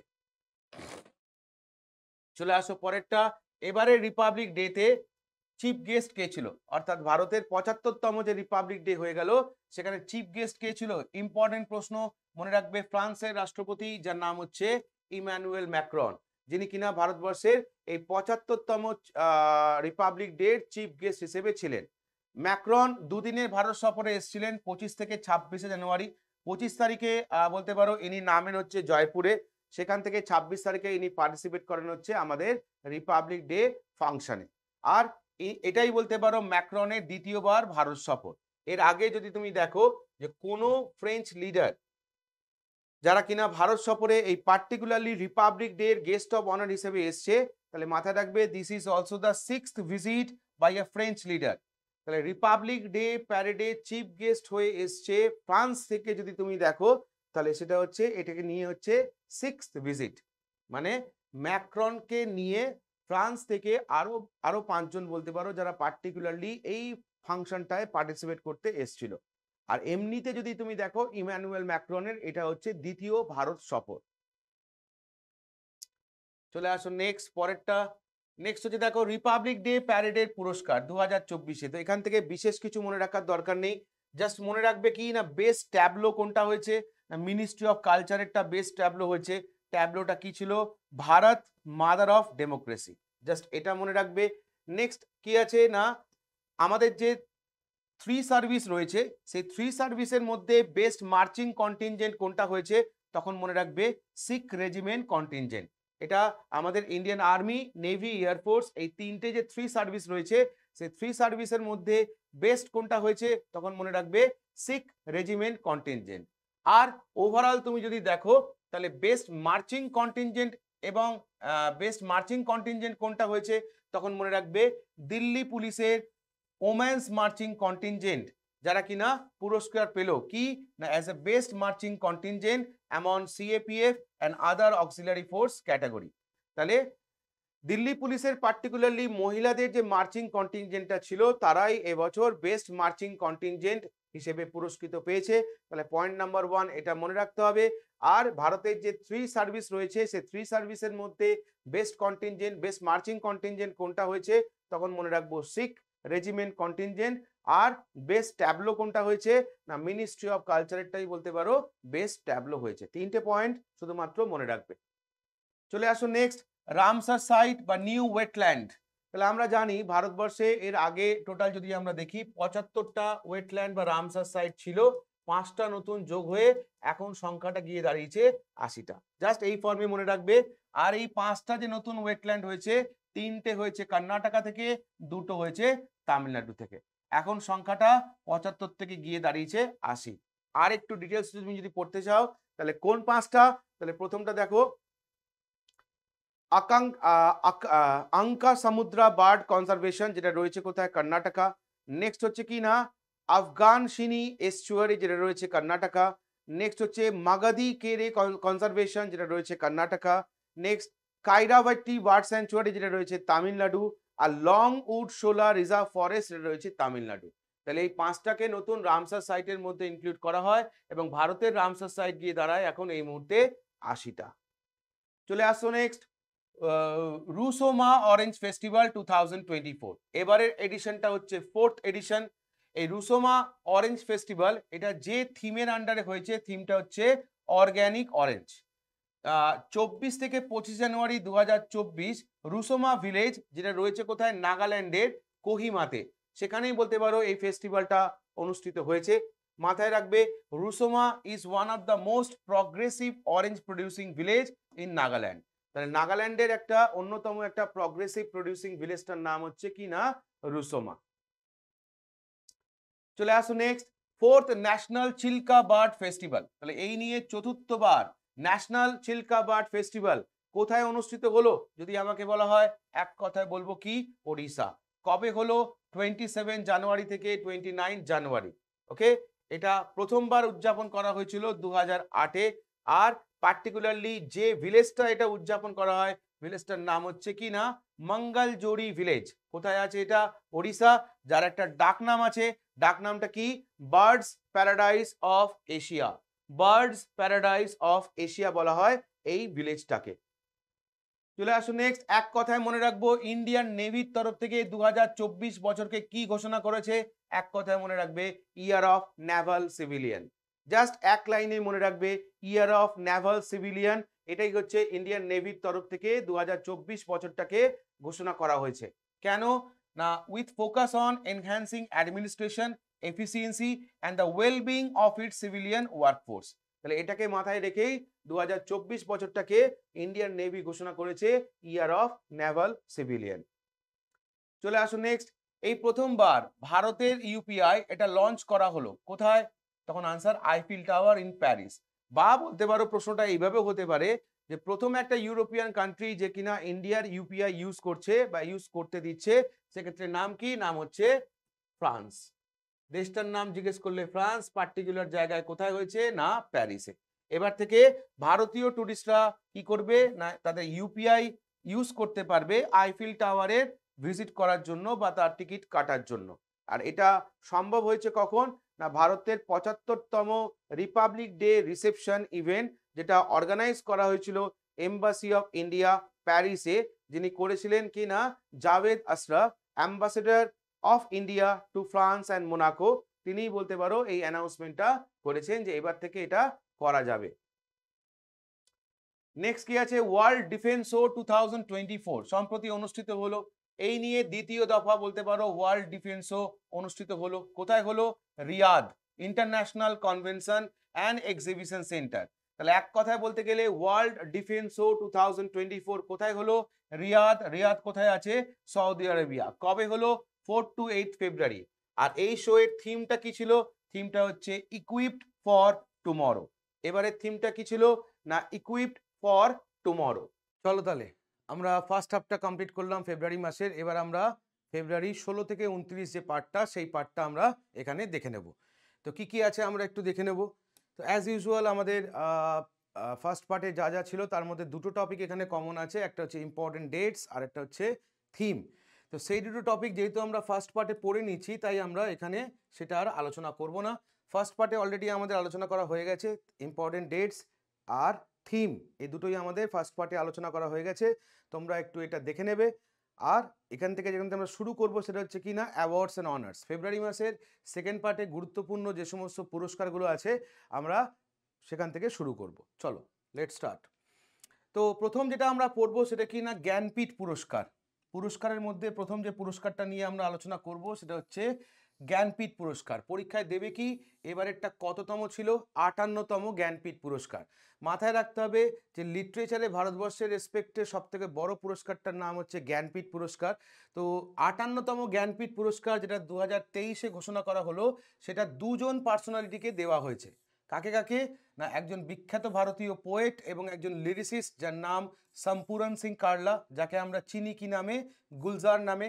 আর একজন হচ্ছে ইন্ডিয়ান স্পিরিচুয়াল লিডার এবং একজন স্কলার যার নাম হচ্ছে জগৎগুরু রামভদ্রা আচার্য। এই দুজনকে সম্প্রতি কি না এই জ্ঞানপীঠ পুরস্কারে সম্মানিত করা হলো, যেটা হচ্ছে 2023-এর পুরস্কার। আর কততম বললে সেটা মাথায় রাখতে হবে, 58তম পুরস্কার। নেক্সট পুরস্কারটা যদি আমরা দেখি তাহলে দেখো GD Birla award for scientific research. তো প্রথম পয়েন্টটাই আমাকে যেটা মনে রাখতে হবে যে এই পুরস্কারটা কোন ক্ষেত্রে দেওয়া হয়? এই পুরস্কারটা দেওয়া হয় সায়েন্টিফিক রিসার্চের ক্ষেত্রে। এবার এই পুরস্কারটা এবারেরটা কততম হলো? এবারেরটা হচ্ছে 32তম হলো। কাকে দেওয়া হলো? প্রফেসর অদিতি সেন দে, যাকে কিনা এই পুরস্কারটা দেওয়া হলো। কেন? না for her outstanding contribution to the field of physics. তাহলে ফিজিক্সে তার অতুলনীয় অবদানের জন্য তাকে অর্থাৎ প্রফেসর অদিতি সেন দেকে 2023-এ 32তম GD Birla award for scientific রিসার্চে সম্মানিত করা হলো। অদিতি সেন দে মাথায় রাখবে ইনি হচ্ছেন প্রথম মহিলা যে কিনা এই পুরস্কারটা পেলেন। শুধু তাই নয়, ইনি হচ্ছেন বলতে পারো প্রথম মহিলা যে কিনা শান্তিস্বরূপ ভটনাগর পুরস্কারও পেয়েছিল 2018-তে। তো আমরা জানি শান্তিস্বরূপ ভটনাগর পুরস্কারটা দেওয়া হয় কোন ফিল্ডে? না সায়েন্স অ্যান্ড টেকনোলজি এই ফিল্ডে। তাহলে ইনি হচ্ছেন প্রথম মহিলা যিনি কিনা 2018-তে শান্তিস্বরূপ ভটনাগর পুরস্কার পেলেন। আবার 2023-এ GD Birla award for scientific research পুরস্কারটি পেলেন। আর পুরস্কারটা কারা দিয়ে থাকে? তখন মনে রাখবে অর্গানাইজেশনটা হচ্ছে কে বিড়লা ফাউন্ডেশন, যারা এই পুরস্কারটা দিয়ে থাকে। নেক্সট পুরস্কারটা কি আছে না Chevalier de la Legion d'honneur. এই পুরস্কারটাকে বলা হয় highest civilian award of France. ফ্রান্সের সর্বোচ্চ সিভিলিয়ান অ্যাওয়ার্ডটার নাম হচ্ছে কি না Chevalier de la Legion the honour.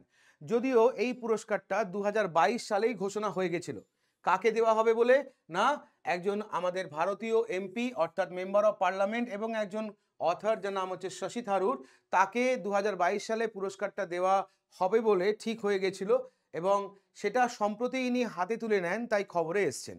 তাহলে আমাকে পরীক্ষায় জিজ্ঞেস করবে যে সম্প্রতি কোন ভারতীয় অথরকে ফ্রান্সের তরফ থেকে শেভেলিয়ার ডে লা লিজিয়ন দ্য অনারে সম্মানিত করা হলো, তখন আমার আনসার হচ্ছে শশী থারুর। ওকে, এবার তুমি যদি বলো কেন তাকে এই পুরস্কারটা দেওয়া হয়েছে, তখন মনে রাখবে Indo French tie for his commitment to the international peace and cooperation and as long standing friend of France। তাহলে ফ্রান্সের বন্ধু হিসেবে আন্তর্জাতিক শান্তি এবং কোঅপারেশনের রেসপেক্টে এবং ভারত এবং ফ্রান্সের যে টাইজগুলো হচ্ছে, সন্ধিগুলো হচ্ছে, সেখানে তার অবদানের জন্য বলতে পারো এই পুরস্কারটা সম্প্রতি তাকে দেওয়া হলো। 2022-এ ডিক্লেয়ার হয়েছিল, পুরস্কারটা সম্প্রতি ইনি হাতে তুলে নিলেন।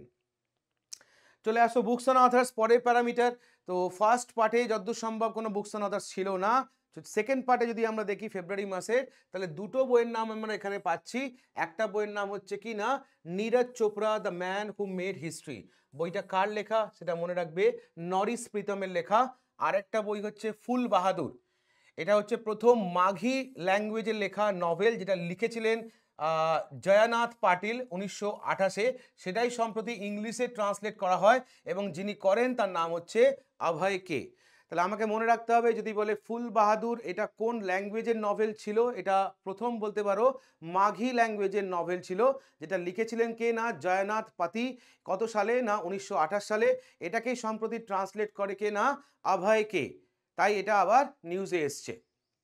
বুকস অ্যান্ড আদার্সের পরে নেক্সট চলে যাব অ্যাপয়েন্টমেন্ট। ইন্ডিয়া এবং ওয়ার্ল্ডের রেসপেক্টে যে সমস্ত নিযুক্তিকরণগুলো হলো, তার মধ্যে প্রথম যেটা মনে রাখতে হবে, আজেরবাইজানের প্রেসিডেন্ট হিসেবে সম্প্রতি যিনি রি-ইলেক্টেড হলেন, আজেরবাইজানের প্রেসিডেন্ট হিসেবে সম্প্রতি যিনি রি-ইলেক্টেড হলেন, সংক্ষেপে নামটা মনে রাখবে ইলহাম আইলেভ। পুরো নামটা হচ্ছে ইলহাম হায়দার ওগলু আইলেভ। তাহলে সংক্ষিপ্ত নাম কি না ইলহাম আলিয়েভ, ইলহাম আলিয়েভ। আর পুরো নামটা যদি বলি ইলহাম হায়দার ওগলু আলিয়েভ, যাকে সম্প্রতি আজেরবাইজানের প্রেসিডেন্ট হিসেবে রি-ইলেক্ট করা হলো। সম্প্রতি আমরা জানি যে এখানে প্রেসিডেন্সিয়াল ইলেকশন হলো এবং ইনি প্রায় 92% ভোট পেয়ে পুনরায় আজেরবাইজানের রাষ্ট্রপতি হিসেবে নির্বাচিত হলেন। প্রসঙ্গক্রমে মনে রাখতে হবে আজেরবাইজানের ক্যাপিটালটা কি না বাকু, এটাও পরীক্ষায় দিতে পারে। আজেরবাইজানের পরে চলে যাব আমরা ইন্দোনেশিয়াতে, যেখানে কিনা এই নিয়ে ইন্দোনেশিয়ার 8 প্রেসিডেন্ট হিসেবে সম্প্রতি যিনি ইলেক্টেড হলেন তার নাম কি, সংক্ষেপে নামটা মনে রাখবে প্রবো সুবিয়ান্তো। কি না প্রাবো সুবিয়ান্তো, ইন্দোনেশিয়ার প্রতিরক্ষা মন্ত্রী ছিলেন ইনি প্রাবো সুবিয়ান্তো, যাকে কিনা সম্প্রতি ইন্দোনেশিয়ার 8 প্রেসিডেন্ট হিসেবে নির্বাচিত করা হলো। ওকে, এবং ইনি যে পলিটিক্যাল পার্টি তে বিলং করেন বা পলিটিক্যাল পার্টিটার সঙ্গে যুক্ত, সেই পলিটিক্যাল পার্টিটার নাম হচ্ছে গেরিন্দ্রা পার্টি। গেরিন্দ্রা পার্টি হচ্ছে এনার পলিটিক্যাল পার্টি। ইন্দোনেশিয়া যখনই নামটা পাচ্ছি তখন ইন্দোনেশিয়া থেকে দুটো প্রশ্ন মনে রাখতে হবে। এর পুরনো ক্যাপিটালটার নাম হচ্ছে জাকার্তা আর এর নতুন ক্যাপিটাল নাম হচ্ছে নুসান্ত্রা। নুসান্ত্রা, জাকার্তা হচ্ছে পুরনো ক্যাপিটালটার নাম, নতুন ক্যাপিটালটার নাম হচ্ছে নুসান্ত্রা। তাহলে ইন্দোনেশিয়ার পরে নেক্সট চলে যাব আমরা কোথায় না টুভালু। টুভালু, সেখানে 14তম প্রাইম মিনিস্টার হিসেবে সম্প্রতি যিনি অ্যাপয়েন্টেড হলেন তার নাম কি, নাম হচ্ছে ফেলেতি পেনিটালা টিও। ফেলেতি পেনিটালা টিও, যে কিনা 2024-এ টুভালুতে হয়ে যাওয়া জেনারেল ইলেকশনে জেতেন এবং টুভালুর 14তম প্রাইম মিনিস্টার হিসেবে শপথ নেন। মনে রাখতে হবে টুভালু দেশটার আগের নাম কি ছিল, আগের নাম ছিল এলিসি আইল্যান্ড। পরীক্ষায় ওল্ড নেম নিউ নেম দিয়ে প্রশ্ন করলে তোমাকে এটা মনে রাখতে হবে যে এই টুভালু দেশটার আগের নাম কি ছিল না এলিসি আইল্যান্ড। টুভালুর পরে চলে যাব আমরা বিবিসি চেয়ারম্যান, একজন ইন্ডিয়ান অরিজিন যাকে সম্প্রতি বিবিসি চেয়ারম্যান হিসেবে অ্যাপয়েন্ট করলো, নাম কি, নাম হচ্ছে সমীর সাহা, যিনি কিনা বিবিসির দায়িত্ব নিচ্ছেন 4 মার্চ 2024 থেকে। ইনি দায়িত্বে থাকবেন হচ্ছে 2028 পর্যন্ত। জন্মসূত্রে ইনি ভারতবর্ষের মহারাষ্ট্রের ঔরঙ্গাবাদে জন্মগ্রহণ করেন 1952-তে এবং ইনি ইংল্যান্ডে চলে যান হচ্ছে 1960-তে। এনাকে commander of the order of British empire, সংক্ষেপে যাকে বলে সিবিই, এই সম্মানেও সম্মানিত করা হয়। সম্মানিত করেন কুইন এলিজাবেথ II 2019 সালে। কেন না for service to television and heritage. তাহলে টেলিভিশনে তার সার্ভিসের জন্য কুইন এলিজাবেথ II এর পক্ষ থেকে 2019-এ commander of the order of the British Empire সম্মানে সম্মানিত করা হয় সমীর শাহকে। ওকে, যিনি কিনা একজন জন্মসূত্রে ভারতীয়, যার জন্ম হয়েছিল কোথায় না মহারাষ্ট্রের ঔরঙ্গাবাদে 1952-তে এবং ইনি ইংল্যান্ডে পাড়ি দেন হচ্ছে 1960-তে। তাকেই সম্প্রতি বিবিসির নতুন চেয়ারম্যান হিসেবে অ্যাপয়েন্ট করা হলো। তাহলে অ্যাপয়েন্টমেন্ট হয়ে গেল। এবার চলে যাব আমরা গভর্নমেন্ট স্কিম বিল কি কি আছে ফেব্রুয়ারি সেকেন্ড পার্টের মধ্যে আমরা দেখে নেব। ফেব্রুয়ারি সেকেন্ড পার্টের মধ্যে স্কিম বলতে গেলে প্রথমেই যেটা বলবো আমরা সেটা হচ্ছে স্বয়ং স্কিম, যেটা কিনা স্টার্ট করলো কারা, ওড়িশা ক্যাবিনেট সম্প্রতি অ্যাপ্রুভ করলো various proposal including the establishment of new scheme, যার নাম হচ্ছে কি না স্বতন্ত্র युवा উদ্যমী স্কিম। স্বতন্ত্র युवा উদ্যমী স্কিম, সংক্ষেপে যাকে বলছে স্বয়ং। কি কারণের জন্য? To provide interest free loan to the unemployed বা under employed youth and to promote self employment among the youth in Odisha. তাহলে ওড়িশা গভর্নমেন্টের তরফ থেকে সেখানকার যে যুব সমাজ আছে তারা যাতে সেলফ এমপ্লয়েড হতে পারে তার জন্য একটা নতুন স্কিম লঞ্চ করলো। স্কিমটার নাম হচ্ছে সোয়াম। তোমাকে পরীক্ষায় অ্যাব্রিভিয়েশন জিজ্ঞেস করতে পারে, সোয়াম কথাটার ফুল ফর্ম কি? তখন মনে রাখবে স্বতন্ত্র যুবা উদ্যমী স্কিম। এই স্কিমের আন্ডারে কি করা হবে না, যুবকদেরকে ইন্টারেস্ট ফ্রি লোন দেওয়া হবে। কত টাকা দেওয়া হবে? 1,00,000 টাকা পর্যন্ত গভর্নমেন্টের তরফ থেকে তোমাকে হেল্প করা হবে এবং এক্ষেত্রে তোমার বয়স হতে হবে 18 থেকে 35 বছর এবং তোমাকে কি না ওড়িশার রুরাল বা আরবান যে কোনো একটা জায়গায় তোমাকে থাকতে হতে পারে বা থাকতে হতে হবে, তবেই তুমি এই পুরস্কারটা পাবে। তাহলে বয়স হতে হবে 18 থেকে 35 এবং উড়িষ্যার রুরাল বা আরবান যে কোনো জায়গায় তোমাকে থাকতে হবে, তবেই তুমি এই পুরস্কারটা পাবে। গভর্নমেন্টের তরফ থেকে তোমাকে সেলফ এমপ্লয়মেন্ট বা সেলফ এমপ্লয়েড হওয়ার জন্য 1,00,000 টাকা তোমাকে হেল্প করা হবে এই স্কিমের আন্ডারে। স্কিমটার নাম কি? স্কিমটার নাম হচ্ছে সোয়াম। চলে আসো নেক্সট স্পোর্টস আপডেট। তাহলে স্কিম একটাই ছিল। স্পোর্টসের মধ্যে প্রথম খবরটা কি না, ইন্ডিয়া সম্প্রতি চেস অলিম্পিয়াডের দায়িত্ব তুলে দিল কাকে? India officially handed over chess Olympiad torch. কাকে দিল? কোন দেশকে? না হাঙ্গেরি। অর্থাৎ আমরা বলতে পারি 2024-এর 45তম চেস অলিম্পিয়াডটা কোথায় হতে চলেছে? তখন আমার আনসার হাঙ্গেরি। 10 থেকে 23 সেপ্টেম্বর 2024 এটা হাঙ্গেরির বুদাপেস্টে অনুষ্ঠিত হতে চলেছে। আর ভারত এটা হাতে তুলে দিল কেন? না মাথায় রাখবে ইন্ডিয়া 44তম FIDE চেস অলিম্পিয়াড যেটা 2022-এ হয়েছিল কোথায়? না তামিলনাড়ুতে সেটার আয়োজন করেছিল। তাই ইন্ডিয়ার হাত থেকে চেস অলিম্পিয়াডের মশালটা সম্প্রতি হ্যান্ড ওভার করা হয় যে দেশটাকে, দেশটার নাম হচ্ছে হাঙ্গেরি, যেখানে নেক্সট অলিম্পিয়াড অর্থাৎ 45তম চেস অলিম্পিয়াডটা অনুষ্ঠিত হতে চলেছে। কবে? না 10 থেকে 23 সেপ্টেম্বর 2024 বুদাপেস্ট হাঙ্গেরিতে। নেক্সট চলে আসো খেলো ইন্ডিয়া উইন্টার গেমস 2024, যেখানে সব থেকে বেশি মেডেল পেলো কারা যদি বলে তখন তুমি মনে রাখবে ইন্ডিয়ান আর্মি, যে কিনা সব থেকে বেশি মেডেল পেয়েছে। টোটাল যদি আমরা দেখি খেলো ইন্ডিয়া উইন্টার গেম 2024-এ ইন্ডিয়ান আর্মির তরফ থেকে 21খানা মেডেল জেতা হয়েছে, 10টা গোল্ড, 5টা সিলভার এবং 6টা ব্রোঞ্জ রয়েছে, যার মধ্যে কর্ণাটকা যে কিনা দ্বিতীয় স্থানে রয়েছে এবং মহারাষ্ট্র রয়েছে থার্ড প্লেসে। আর এই খেলো ইন্ডিয়া উইন্টার গেমসের ম্যাসকটটা ছিল একটা স্নো লেপার্ড, ওকে। আর যার নাম রাখা হয়েছিল কি না শিন ই সি। শিন ই সি অর্থাৎ মানেটা হচ্ছে কি না সান ইন লাদাখ।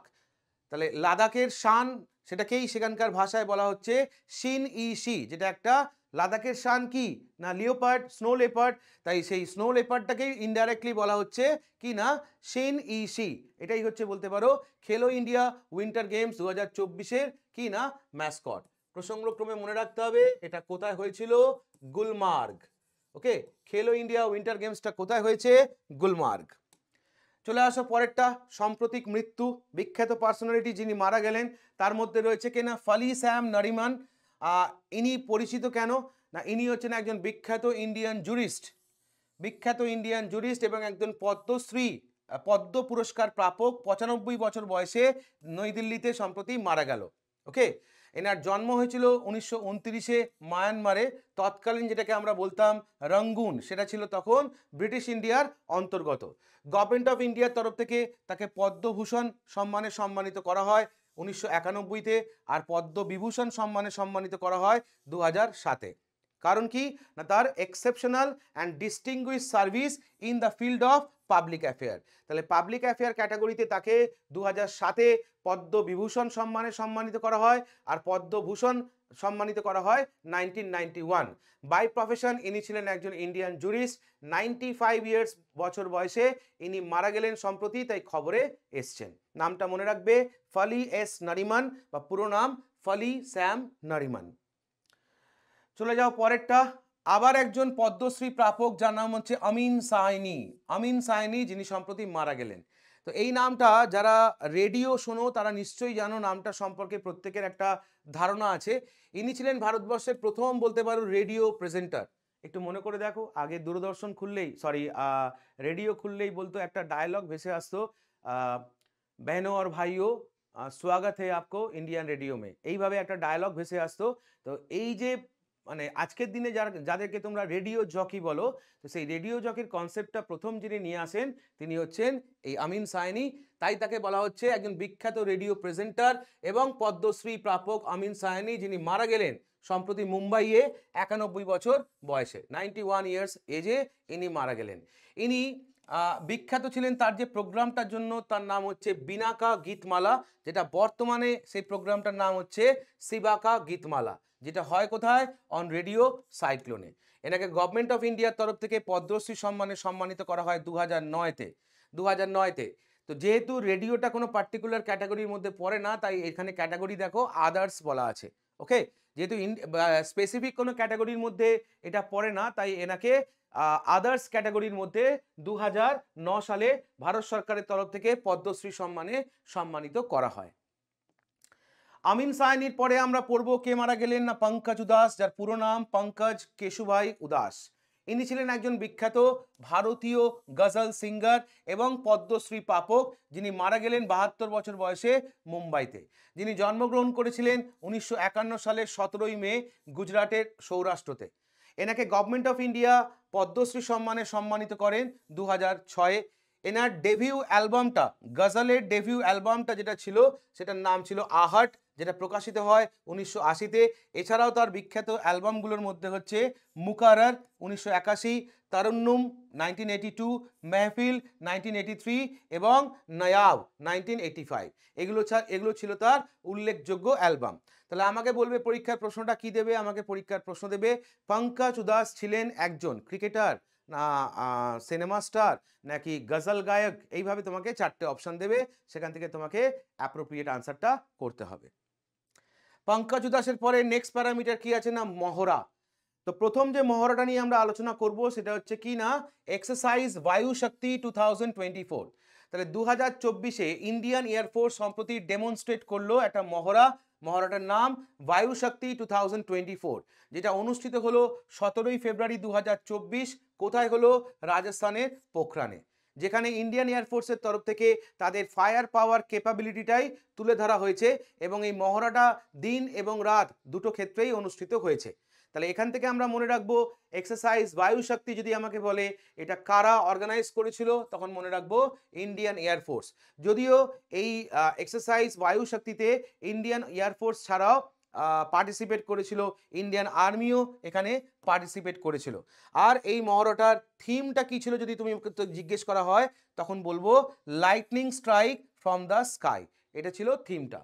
তাহলে থিমটা কি বললাম, lightning strike from the sky, এটা ছিল এক্সারসাইজ বায়ু শক্তি 2024-এর মহড়া। চলে আসো পরের মহড়াটার নাম কি, এক্সারসাইজ মিলন 2024। তোমাকে পরীক্ষায় প্রশ্ন দেবে এটা কোথায় অনুষ্ঠিত হয়েছে, মনে রাখবে বিশাখাপত্তনম, আন্ধ্রপ্রদেশে এটা অনুষ্ঠিত হয়েছে 19 ফেব্রুয়ারি 2024। এটা স্টার্ট হয়েছিল, আয়োজনকারী দেশটার নাম হচ্ছে ইন্ডিয়া। এটা একটা মাল্টিল্যাটারাল নেভাল এক্সারসাইজ যার নাম হচ্ছে মিলন 24। মাল্টিল্যাটারাল মানে অনেকগুলো দেশ বলতে পারো এখানে পার্টিসিপেট করেছিল। ওকে, মহড়াটা স্টার্ট হয়েছে কবে থেকে না 19th, আর শেষ হয়েছে কবে 27 ফেব্রুয়ারি 2024। আর এটা কন্ডাক্ট করেছে ইন্ডিয়ান নেভির পক্ষ থেকে কারা না, ইস্টার্ন নেভাল কমান্ড, যারা কিনা এটাকে কন্ডাক্ট করেছে। আর এই মহড়ার থিমটা কি ছিল, থিমটা ছিল কি না ক্যামেরিড, কোহেশন আর কোলাবোরেশন, অর্থাৎ এক কথায় বললে সৌহার্দ্য, সমন্বয় ও সহযোগিতা। আর এই মহড়াটা একটা biannual multilateral naval exercise, যেটা কিনা শুরু করেছিল ইন্ডিয়ান নেভি কত সালে, 1995-এ। তাহলে আমাকে স্টাফ সিলেকশন কমিশন জিজ্ঞেস করতে পারে এক্সারসাইজ মিলন কোন সাল থেকে চালু হয়, তখন আমার আনসার 1995। আমাকে পিএসসি জিজ্ঞেস করবে মিলন, যেটা একটা মাল্টিল্যাটারাল নেভাল এক্সারসাইজ, এটা কোথায় কন্ডাক্ট করা হয়েছে, লোকেশনটা, তখন আমি বলবো বিশাখাপত্তনম, অন্ধ্রপ্রদেশ। আর জিজ্ঞেস করতে পারে কি এটার আয়োজনকারী দেশটার নাম কি, দেশটার নাম হচ্ছে ইন্ডিয়া। নেক্সট মহড়াটার নাম কি না শান্তি প্রয়াস 4। এই মহড়াটা largest multinational peacekeeping exercise বলে পরিচিত, যেটা কিনা হলো কোথায়, না নেপালের পাঞ্চখাল জায়গাটার নাম, যেখানে এটা অনুষ্ঠিত হলো। আর এই মহড়াটা পার্টিসিপেট করেছে বা জয়েন্টলি বলতে পারো হোস্ট করেছে নেপালি আর্মি এবং United states Indo Pacific command. মানে এক কথায় তুমি এটাকে বলতে পারো কোন দুটো দেশের মধ্যে হয়েছে, না নেপাল আর ইউএস এর মধ্যে সম্প্রতি অনুষ্ঠিত হয়েছে যে মহড়াটার নাম হচ্ছে শান্তি প্রয়াস 4। নেক্সট চলে যাওয়া পরেরটা এক্সারসাইজ দোস্তি 16। দেখো দোস্ত বললে একরকম আনসার হতো, আর দোস্তি 16 মানে হচ্ছে এটা ইন্ডিয়ান কোস্ট গার্ড, তার সঙ্গে শ্রীলঙ্কান নেভি এবং মালদ্বীপ ন্যাশনাল ডিফেন্স ফোর্স, এই তিনটে দেশ জয়েন্টলি কন্ডাক্ট করলো 16তম edition of biannual trilateral coast guard exercise, যার নাম হচ্ছে দোস্তি 16, যেটা অনুষ্ঠিত হলো 22শে ফেব্রুয়ারি থেকে 25শে ফেব্রুয়ারি। কোথায় হলো, মালদ্বীপের ম্যালে।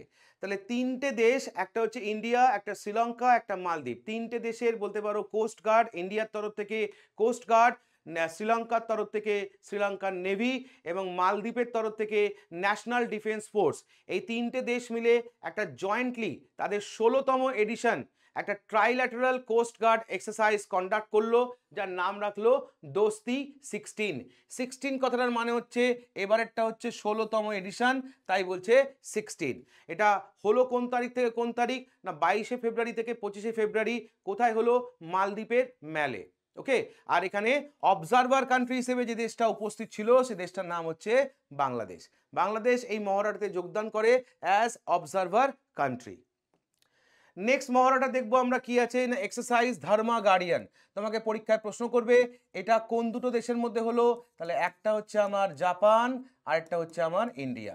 তাহলে ইন্ডিয়া আর জাপানের মধ্যে সম্প্রতি হয়ে যাওয়া একটা মহড়া যার নাম হচ্ছে ধর্মা গার্ডিয়ান, এবারেরটা ছিল 5ম এডিশন।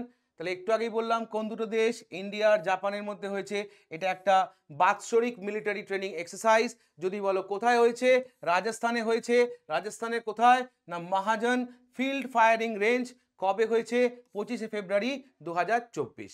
দুটো দেশের মধ্যে যাতে কোঅপারেশন আরো বেশি করে বৃদ্ধি পায়, ক্যাপাবিলিটি যাতে আরো বেশি করে বৃদ্ধি পায়, এটাই ছিল এই মহড়ার অন্যতম উদ্দেশ্য বা এম।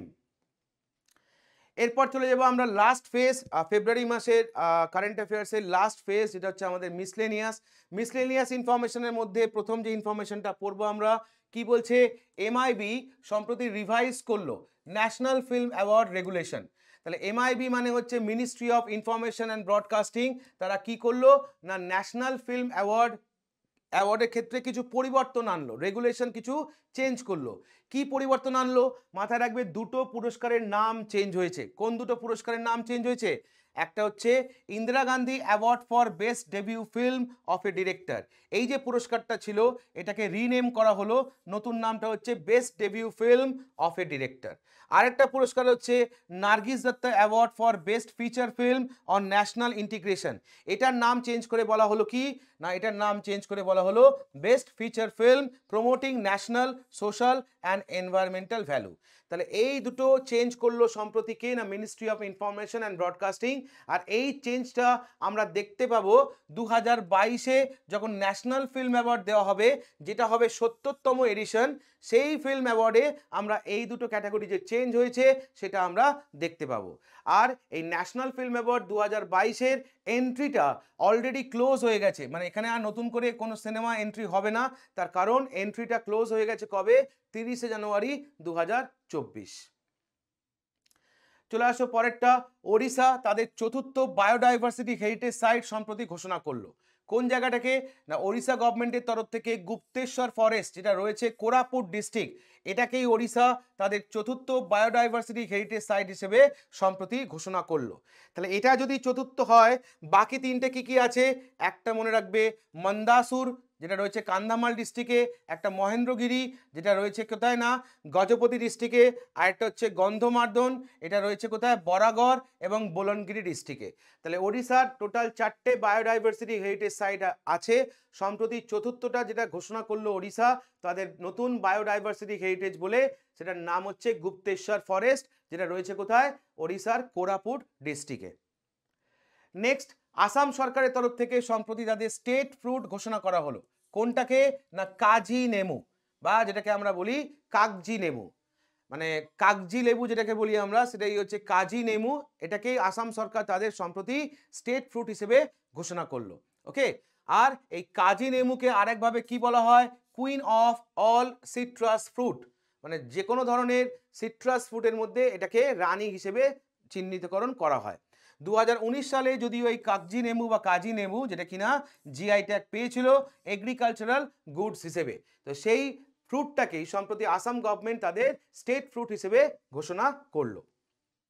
চলে আসুন ন্যাশনাল ওমেন্স ডে 2024, যেটা উদযাপন করা হয় সারা ভারতবর্ষ জুড়ে 13ই ফেব্রুয়ারি। মানে এই ডেটটার গুরুত্ব কি সেটাই বলতে চেয়েছে। 13ই ফেব্রুয়ারি এই দিনটায় আর জন্মদিন হচ্ছে কার? না সরোজিনী নাইডু, যাকে আমরা কি নামে চিনি? নাইটেঙ্গেল অফ ইন্ডিয়া, বা যাকে আমরা বলে থাকি ভারত কোকিলা। এখন প্রশ্ন হচ্ছে, আমরা জানি যে 13ই ফেব্রুয়ারি একদিকে যেমন ন্যাশনাল ওমেন্স ডে, একদিকে হচ্ছে world radio day. National women's data আমরা উদযাপন করি সরোজিনী নাইডুর জন্মদিন হিসেবে। এখানে আমাকে প্রশ্ন দেবে কি না 2024-এর 13ই ফেব্রুয়ারি, যেটা সরোজিনী নাইডুর জন্মদিন, সেটা কততম জন্মদিন হিসেবে উদযাপন করা হলো?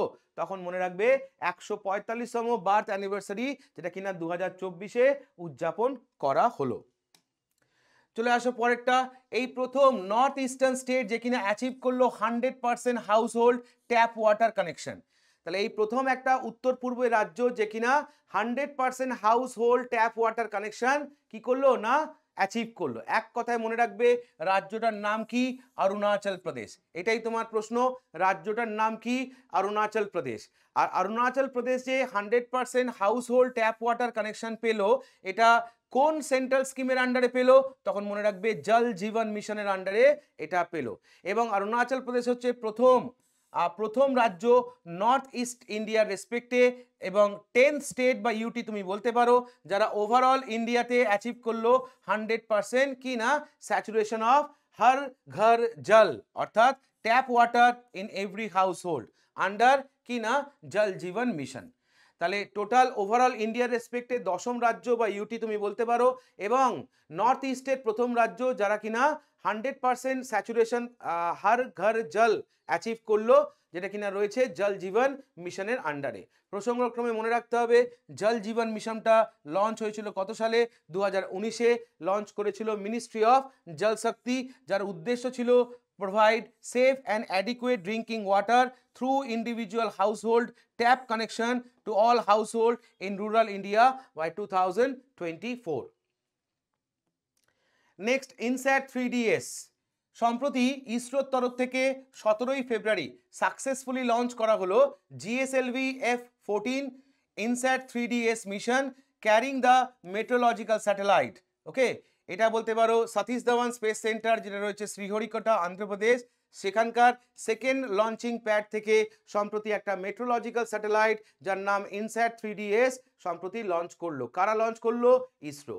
আর এই স্যাটেলাইটটার প্রাইমারি অবজেক্টিভ কি না, এক কথায় মনে রাখবে to monitor earth surface, carry out oceanic observation and its environment in various spectral channels of meteorological importance. তাহলে এক কথায় কি না এর অন্যতম কাজ হচ্ছে কি না মেট্রোলজি সংক্রান্ত যাবতীয় তথ্য পাঠানো, আর্থ সারফেসকে মনিটর করা এবং ওশেনিক অবজারভেশন করা, সামুদ্রিক অবজারভেশন করা হচ্ছে এই স্যাটেলাইটটার অন্যতম উদ্দেশ্য। নেক্সট পরেরটা কি আছে দেখো, ওডেসিয়াস। সম্প্রতি 15ই ফেব্রুয়ারি 2024 স্পেস এক্স লঞ্চ করলো ওডেসিয়াস, যাকে বলছে নোভা সি। এটা কি? এটা একটা robotic lunar lander. Robotic lunar lander Houston based intuitive machine INC onboard করলো ফ্যালকন 9 রকেট থেকে। কোথা থেকে এটা লঞ্চ করা হয়েছে? তখন মনে রাখবে USA Kennedy space centre Florida থেকে বলতে পারো এটা লঞ্চ করা হয়েছে। তাহলে স্পেস এক্স সম্প্রতি লঞ্চ করলো একটা রোবোটিক লুনার ল্যান্ডার যার নাম হচ্ছে ওডেসিয়াস। লঞ্চ করলো কোথা থেকে? না কেনেডি স্পেস সেন্টার ইউএসএ থেকে লঞ্চ করলো। ওকে, মাথায় রাখতে হবে যদি এই মিশনটা সাকসেস হয় তাহলে এটাই হবে বলতে পারো প্রথম private moon lander to achieve lunar soft landing. তাহলে যদি এই মিশনটা সাকসেসফুল হয় তাহলে এটাই হবে বলতে পারো প্রথম প্রাইভেট মুন ল্যান্ডার যে কিনা অ্যাচিভ করবে লুনারে সফট ল্যান্ডিং। আর this will also become the US's first moon landing since NASA's Apollo 17 moon landing in 1972। তাহলে 1972 সালে নাসার অ্যাপোলো 17 মুন ল্যান্ডিং এর পরে এটাই হবে ইউএসএ প্রথম মুন ল্যান্ডিং। ওকে, মানে 72-এর পরে 2024 নিয়ার অ্যাবাউট যদি আমরা দেখি তাহলে এদিকে হচ্ছে 72 মানে হচ্ছে 80, 20 মানে 28, প্রায় নিয়ার অ্যাবাউট 40 বছর পরে, 40 ইয়ার্স পরে বলতে পারো ইউএসএ আবার মুন ল্যান্ডিং করবে এর মাধ্যমে, ওডিসিয়াসের মাধ্যমে। নেক্সট ওয়ান, ভারতের প্রথম স্কিল ইন্ডিয়া সেন্টার। ভারতের প্রথম স্কিল ইন্ডিয়া সেন্টার যেটা আমাদের ইউনিয়ন মিনিস্টার ধর্মেন্দ্র প্রধান, যিনি কিনা মিনিস্ট্রি অফ স্কিল ডেভেলপমেন্ট এবং এন্টারপ্রাইজ, সম্প্রতি উদ্বোধন করলো দেশের প্রথম স্কিল ইন্ডিয়া সেন্টার। কোথায় উদ্বোধন করলো? এক কথায় মনে রাখবে, ওড়িশার সম্বলপুর। ওড়িশার সম্বলপুর ছাড়াও এটা উদ্বোধন করা হয়েছে আর কোথায় কোথায়? ভদ্রক, দিনাকানল, তালচের, দেওঘর এবং আঙ্গুল, এখানেও বলতে পারো এই স্কিল ইন্ডিয়া সেন্টার উদ্বোধন করা হলো। আমাকে এখানে জিজ্ঞেস করবে না যে কোথায় উদ্বোধন করা হলো, মানে আমাকে এখানে প্রশ্নটা করবে কোন স্টেট প্রথম এটা করলো। সেক্ষেত্রে মনে রাখবে ওড়িশা প্রথম এটা লঞ্চ করলো স্কিল ইন্ডিয়া সেন্টার। চলে আসো নেক্সট, হেনলি পাসপোর্ট ইন্ডেক্স 2024 সম্প্রতি প্রকাশিত হয়ে গেল, অর্থাৎ ফেব্রুয়ারি 2024-এ রিপোর্ট এলো, যেখানে ইন্ডিয়াস র্যাঙ্ক যদি আমাকে বলে কত হয়েছে, তখন মনে রাখবো 85। ইন্ডিয়াস র্যাঙ্ক 85 ফেব্রুয়ারি 2024-এ। ওকে, 6টা কান্ট্রি, যার মধ্যে রয়েছে ধরো France, Germany, Italy, Spain, Japan and Singapore, যারা কিনা কন্টিনিউ ডমিনেট করছে এই টপ স্পটগুলো এবং যাদের পাসপোর্টগুলো most powerful passport in the world বলে কাউন্টেড হচ্ছে। এই 6টা দেশের সিটিজেনরা টোটাল যদি তুমি দেখো ভিসা ফ্রি এন্ট্রি পাবে টোটাল 194 কান্ট্রিতে আউট অফ 227 গ্লোবাল ডেস্টিনেশন। 227টা গ্লোবাল ডেস্টিনেশনের মধ্যে 194টা দেশে এই 6টা দেশের সিটিজেন যারা আছে তারা ভিসা ফ্রি এন্ট্রি পাবে, যেখানে ইন্ডিয়ার র্যাঙ্ক 85। 2024-এ ফেব্রুয়ারি মাস পর্যন্ত ইন্ডিয়ার rank according to Henley passport index কত না 85। চলে আসুন নেক্সট, ওয়ার্ল্ড গভর্নমেন্ট সামিট 2024 কোথায় হলো? এক কথায় মনে রাখবে, এটা হলো ইউএইতে। ইউএইর কোথায় হলো? দুবাইতে। এবারের এডিশনটা কি ছিল? 11তম। আর এবারে থিমটা কি ছিল? Shaping future government. এটা ছিল এবারের ওয়ার্ল্ড গভর্নমেন্ট সামিট 2024 এর থিম, যেটা অনুষ্ঠিত হলো কোথায় না ইউএই দুবাইতে। নেক্সট, ইন্টারন্যাশনাল সোলার অ্যালায়েন্সে 119তম দেশ হিসেবে সম্প্রতি যে দেশটা 21শে ফেব্রুয়ারি 2024 জয়েন করলো, দেশটার নাম হচ্ছে মল্টা। মাথায় রাখবে, মল্টা অ্যাজ এ সিগনেটারি কান্ট্রি হিসেবে আইএসএ তে জয়েন করলো কততম মেম্বার হিসেবে? 119তম মেম্বার হিসেবে। প্রসঙ্গক্রমে মল্টার ক্যাপিটালটার নাম কি? সেক্ষেত্রে মনে রাখবে ভালেটা। আইএসএ যেটা কিনা প্রতিষ্ঠা হয় কোথায় না প্যারিসে, অর্থাৎ ফ্রান্সে। কত সালে? 2015-তে। প্রসঙ্গক্রমে এর হেডকোয়ার্টারটা কোথায় আছে? হরিয়ানার গুরুগ্রামে। মেম্বার কান্ট্রি কতগুলো আছে? 97। ফেব্রুয়ারি 22, 2024 পর্যন্ত এখানে মেম্বার কান্ট্রি হচ্ছে 97। আর সিগনেটারি মেম্বার হিসেবে যদি দেখি আমরা, রিসেন্টলি জয়েন করলো মল্টা। কততম দেশ? 119তম দেশ। তাহলে মনে রাখতে হবে 118তম দেশটা কে ছিল? তখন মনে রাখতে হবে রোমানিয়া, যে কিনা 118তম মেম্বার কান্ট্রি হিসেবে আইএসএ তে জয়েন করে অ্যাজ এ সিগনেটারি কান্ট্রি। চলে আসুন নেক্সট, 9th রায়সিনা ডায়ালগ। আমাকে বলবে কোথায় অনুষ্ঠিত হলো, তখন তোমার আনসার নিউ দিল্লি। এবারের এডিশনটা কত? 9th। আর এই রায়সিনা ডায়ালগে যদি বলা হয় প্রথম চিফ গেস্ট কে ছিল, তখন মনে রাখবে চিফ গেস্ট ছিল হচ্ছে কি না গ্রিসের প্রাইম মিনিস্টার, যার নাম কাইরিয়াকস মিৎসোটাকিস। কাইরিয়াকস মিৎসোটাকিস, যে কিনা বলতে পারো এবারে রায়সিনা ডায়ালগের প্রথম চিফ গেস্ট ছিল। আর এবারে থিমটা, রায়সিনা ডায়ালগের থিমটা কি ছিল? চতুরঙ্গ, কনফ্লিক্ট, কন্টেস্ট, কোঅপারেট আর ক্রিয়েট। কনফ্লিক্ট, কন্টেস্ট, কোঅপারেট আর ক্রিয়েট, এটাই হচ্ছে বলতে পারো এবারে থিম। পিএম অফ গ্রিস, যে কিনা বলতে পারো এবারে ইনঅগ্রাল চিফ গেস্ট ছিল, একটু আগেই আমরা বললাম। ওভারঅল এখানে পার্টিসিপেট করেছে প্রায় 2500 পার্টিসিপেশন, যার মধ্যে রয়েছে মিনিস্টার, প্রাক্তন বা former head of the state, head of the government, military commanders, captain of industries, technology leaders, academic, journalist, scholar প্রভৃতি লোকজন বলতে পারো এখানে পার্টিসিপেট করেছে। নিয়ার অ্যাবাউট 115টা কান্ট্রি থেকে প্রায় 2500 পার্টিসিপেশন এখানে হয়েছে, বা এই রায়সিনা ডায়ালগকে কেন্দ্র করে হয়েছে, যেটা অনুষ্ঠিত হয়েছে কোথায়? নয় দিল্লিতে। ক তারিখ থেকে ক তারিখ? ফেব্রুয়ারি 21 থেকে 23, 2024 পর্যন্ত এটা অনুষ্ঠিত হয়। নেক্সট চলে আসো, সম্প্রতি আমাদের প্রাইম মিনিস্টার উদ্বোধন করলো 5টা নতুন এইমস। 5টা নতুন এইমস কোথায় কোথায় করলো না, একটা হচ্ছে রাজকোট, একটা ভাটিন্ডা, একটা রায়বেরেলি, একটা কল্যাণী, আর একটা হচ্ছে মঙ্গলগিরি। টোটাল এই 5টা করতে খরচ হয়েছে কত? 6315.23 ক্রোড়, মানে 6315.23 ক্রোড় কোটি টাকার বিনিময় এই 5টা এইমস সম্প্রতি উদ্বোধন করলেন আমাদের প্রাইম মিনিস্টার নরেন্দ্র মোদী। ওকে, তাহলে এই ছিল আমাদের ফেব্রুয়ারি মাসের টোটাল কারেন্ট অ্যাফেয়ার্স। আশা করি তোমরা বেনিফিটেড হবে। তো আমাদের যদিও একটু লেট হয়ে গেল ডিউ টু ফুড এসআই পরীক্ষাটার জন্য, আমরা এটা একটু লেটে দিলাম, কিন্তু কথা দিচ্ছি যে নেক্সট মান্থ থেকে অর্থাৎ মার্চ মাসের কারেন্ট অ্যাফেয়ার্স তোমরা এপ্রিল মাসের ফার্স্ট উইকের মধ্যে এটা তোমরা পেয়ে যাবে। তাহলে আজ এই পর্যন্তই, সবাই ভালো থেকো, সাবধানে থেকো, থ্যাংক ইউ।